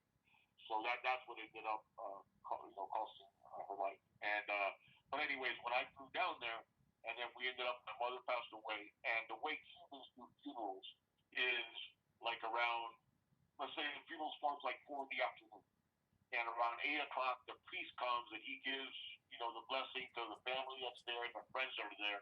Well, all the friends and stuff stay till like 11 or 12 o'clock at night, and then they leave, and then the family and the real close group of people stay the whole night at the funeral home, and then until the burial the next morning. So that's like the Cuban tradition of how we do funerals. Well, it was about 1 in the morning, Zoe, and I looked around, man, and I saw my brother, all my nieces and my nephew, my own kids, and I saw everybody there, the love and the legacy that they had for my mother as the matriarch of the family. And I thought to myself, because I remember that conversation that I had with that guy before I flew down about how many cars were in the procession. And I thought to myself, no, that doesn't make somebody important. It's that at 1 o'clock in the morning that we had the 25 or so close family that were there. All of our lives were made better because of the woman that was in the box. She's the one that taught us faith. She's the one that taught us what family was, what toughness was, what that you never back down from a challenge. All those things, man, we all learned from her. And I thought to myself, you know what? That's what true legacy is the impact that that woman had on the lives of all those that came close to her. Exactly. And Yes. so that's exactly the way you measure your life is the impact that you can have on those that you come in contact with. Yep. You It's not who you know, how many zeros are is in your bank account. It's when you're gone, what type of a hole did you leave behind with the people that you changed their lives for the better forever. and when And when it comes to like when we start doing the barbershop talk, we're gonna talk a lot of sports. Believe me, we're gonna talk. It's gonna be mostly sports. But I've had people tell me before, "Oh, why do you do this or why do you do that?" Because you didn't grow up the way I did, and you didn't grow up with your father in prison. You didn't grow up with your mother passed away at 17, and so I have stories to tell people, and I want everybody to do good and this and that. But when it comes to this barbershop, when it comes to this thing that we're gonna do, it's gonna be 80-20. I can guarantee it's going to be 80-20. We're talking. I want to talk about the Miami Hurricanes. There are time and places for that. We'll talk mostly about Yeah, the Canadians yeah, probably yeah, at the yeah. end of the day. Yeah, but there will be time and places where Big Dog will say something like this because he doesn't say things like this on his regular channel. And there'll be times where I will say stuff like this because on my other channel I'm just gonna talk all Hurricanes. So this channel will give all of us an opportunity to not to learn from each other, man. To learn from each other, man. I don't care if I got 100 people in the chat or one person in the chat. If I can affect the life, if Big Dog can affect the life, or y'all can affect our lives in a positive way, what the fuck else matters? That's right. That's right. We love football. We all know we love the Miami Hurricanes. We all can talk this game. We all good at this shit. But at the end of the day, if you're about to put a rope around your neck and I can take that rope around your neck, that's more important than the Miami Hurricanes winning that championship to me. Perfectly said, though. Perfectly said, though. You know what I'm saying? So, and listen, Big Dog is my he's only 8-9 years older than me, so he's not old enough to be my pops. But that's the big homie. That's the big bro. And I go to him for a lot of advice offline. I call him for a lot of advice offline. Advice would not about this right here, not about the hurricane chat, about life experiences. And I get a lot. We help each other out with life experiences, though. Hey Tom, let me explain something to you. I'm explaining something to you, Tom. Tom Smith, let me explain something to you. I've blocked you about 100 times and you keep coming in my chat. The next time you come in my chat being disrespectful, you better believe I'm gonna find your AOL. I'm going to find your AOL and I'm going to press you can say press charge, whatever. I'm going to file stalking charges against you. I'm dead serious. Because it's every single time I'm on or every video I delete him and he creates a new account. I will find your AOL and I'm gonna file stalking charges against you. I'm telling you. Because you're really starting to fucking creep me out. You're a weirdo. I don't know why that people would do that. I mean, he can't find better use of the time. I have no idea, but I will bleep you for real, man. I don't even know how you look, bro. You really starting to creep me the fuck out. Seriously, dead ass. You starting to creep me out, bro. He just says negative stuff. Yeah, always. And I block him. You know, man, you can block him. I've blocked him 100 times, and he creates the same name with it. And the shit is weird. But you can't change that AOL. Believe me. If somebody start knocking on your door, you're gonna know what type of time I'm on for real. I don't know what's wrong with this dude, man. For real, get a life, bro. God dang, get a life, get a girlfriend or something. You know, that's the one thing, though, that I did have to learn, man. Is sometimes when you have situations, is just don't even pay attention to it. Because, man, in the beginning, when there would be comments of people that will just want to be negative or want to say something negative, and you want to fire right back at them. That's men. No. We tend to be combative. He left. I finally realized that it's not worth it, man. He left like 25 straight comments in a row after like 25 in a row. All negative. Just crazy. Not even just crazy. It was like 25 in a row. Like, who has this type of time on their hands? That's true. That's true. Maybe you need to put some lotion in your hands. Watch a couple movies. Well, you know what? A lot of times it's like you know I hope good things happen for him in his life. I'll say that, and that way he can stop doing that. So that shit is creepy though. You always get trolls, but that's just creepy. That's creepy. But I'm about to get up off here, big dog. But I'm gonna do that. We're gonna do that challenge, man. When you guys go up next time, let me know. I'm gonna try to come call in and let them know about the challenge. I'm gonna post a pic. I haven't posted a picture yet. I'm gonna post a picture now. But hey, you guys come up with a name for the barbershop for Junior the Big Dog and Hurricanes old barbershop talk, man. We're gonna try to do it once a week. I don't know if everybody gonna be able to commit to once a week, but we're gonna try to do it once a week. And, at least a couple times a month. Yeah, at least a couple times a month. Yeah, we're gonna try to commit to it, and I think it's gonna be something different. I just think it's gonna be something different where because we're crossing over a little bit to help each other out, man.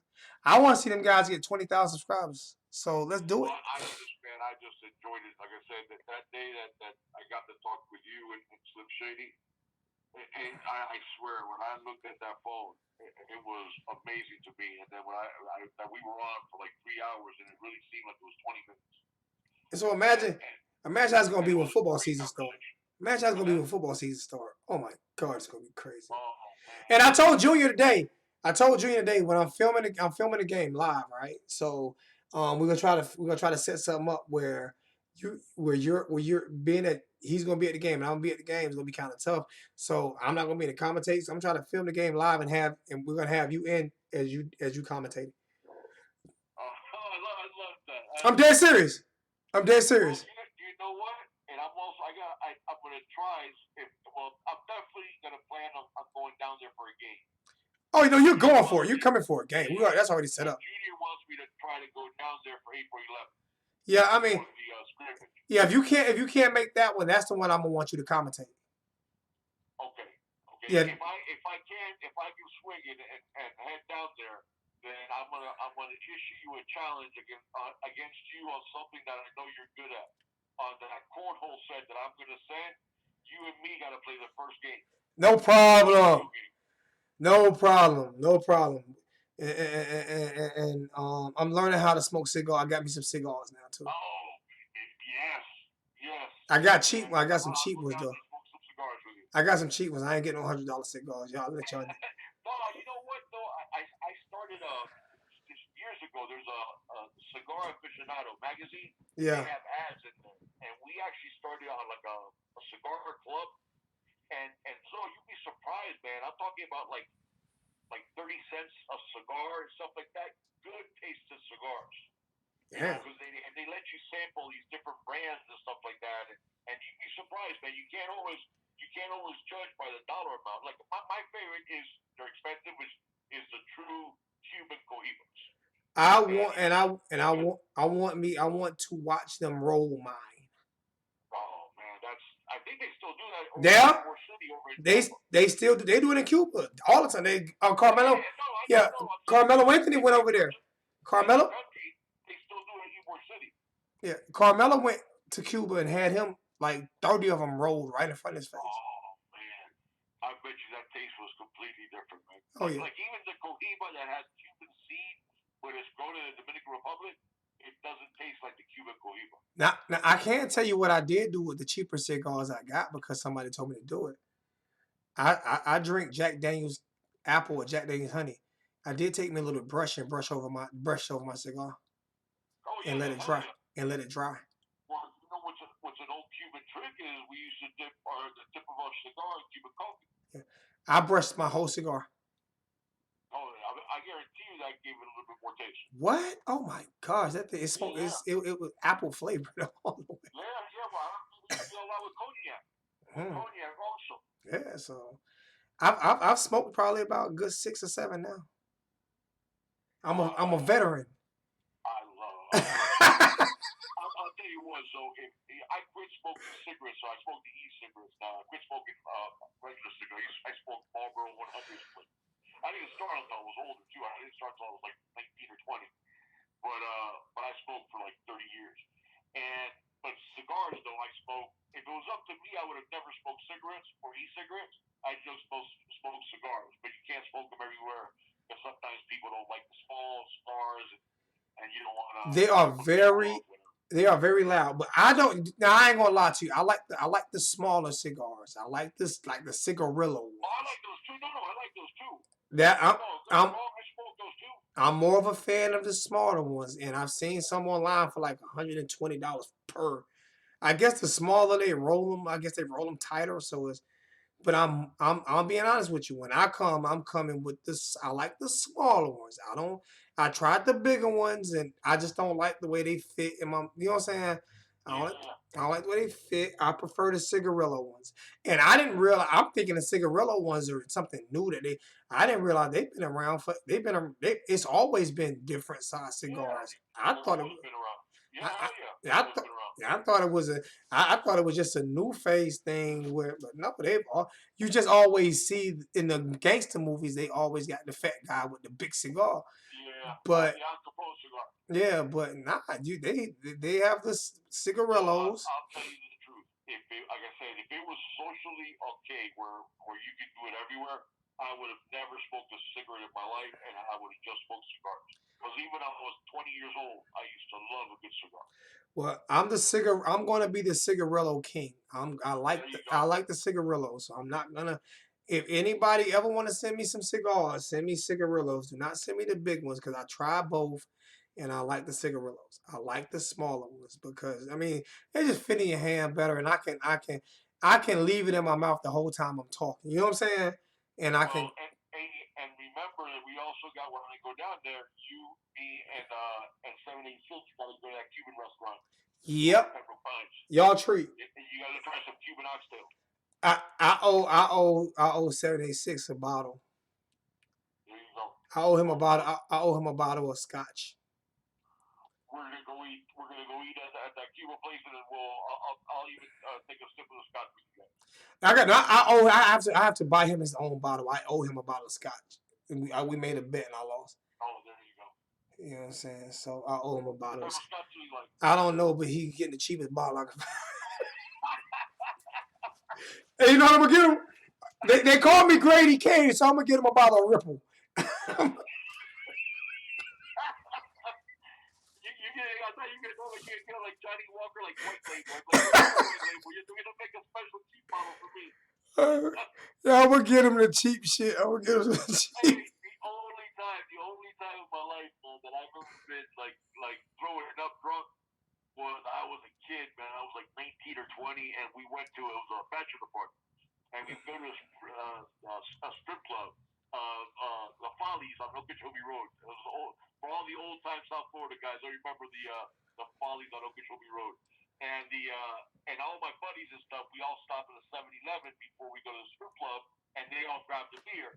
And as a joke, so I grabbed a bottle of MD 2020. Oh my god! A great flavor too, right? So I grabbed the bottle, and I'm like messing around with it, like I was gonna drink it. Well, I go to walk in with the damn bottle in my hand, and the bouncer stops me and says, "You can't bring that in here." And as a joke, I guzzled that whole bottle of MD 2020, so, and then started mixing it with like 7-7 and rum and cokes and beer and stuff when I was inside the strip club.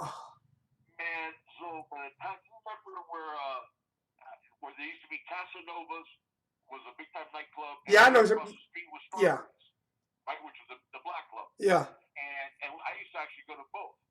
And though I kid you not, that wall that's by the funeral home where Casanova's and Strawberries at, I I liked out on top of that wall throwing up, and that wall kept moving. It kept moving side to side.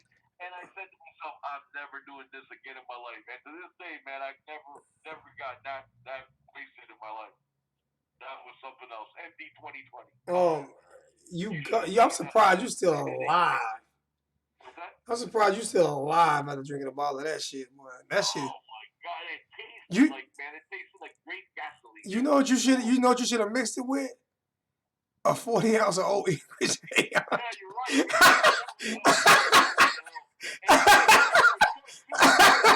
Why the hell did I guzzle the damn thing? Oh my god. I only bought it as a joke. You should have. And my buddies laughed and stuff, and you remember back then it was like a buck $60 or $1.69. It was cheap as hell.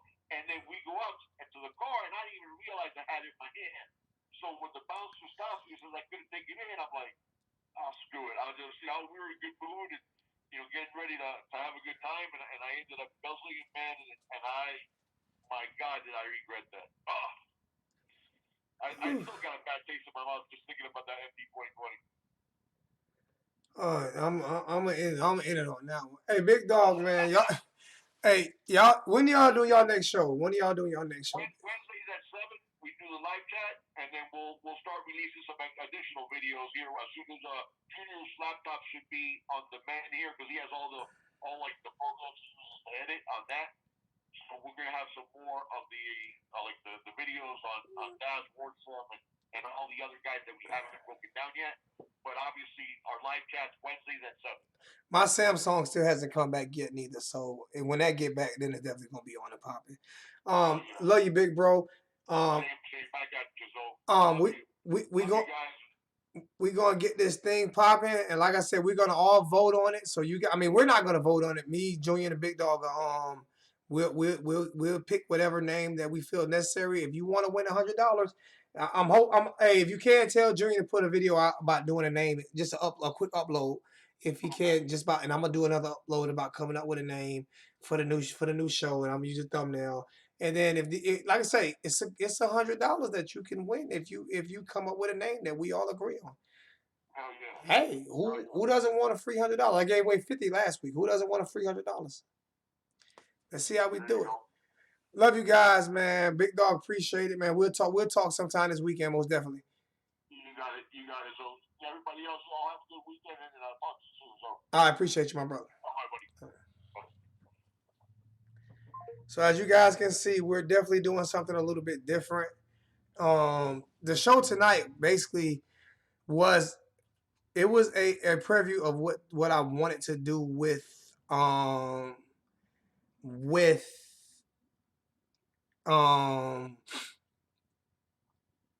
letting you guys know about what was going on with me, Junior, and the Big Dog, and the barbershop, and it came about because of you guys.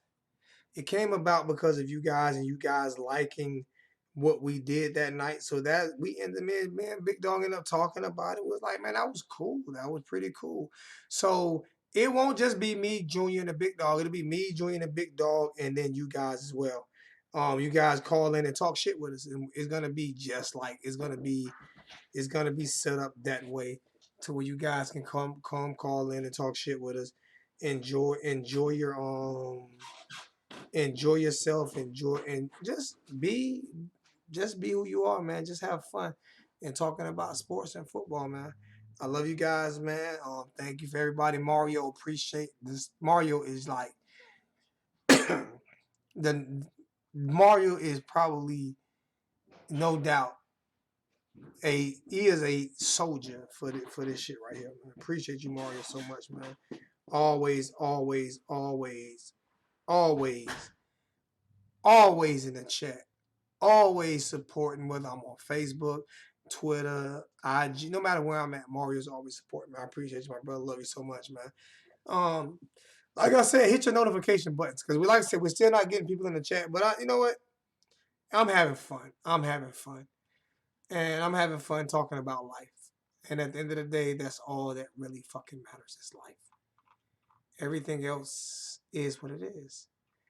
The donations tonight came from, the first $2 was from Hurricane Logan. The other the next $10 was from Junior and the Big Dog. Another $10 from John Shields. And then another $5 from Hurricane Logan. And then as we get into the PayPal, the PayPal was Hurricane Logan with 50, Saeed with 10, and Jeremy Mosey with 1912. Love you guys, man. I am out of here.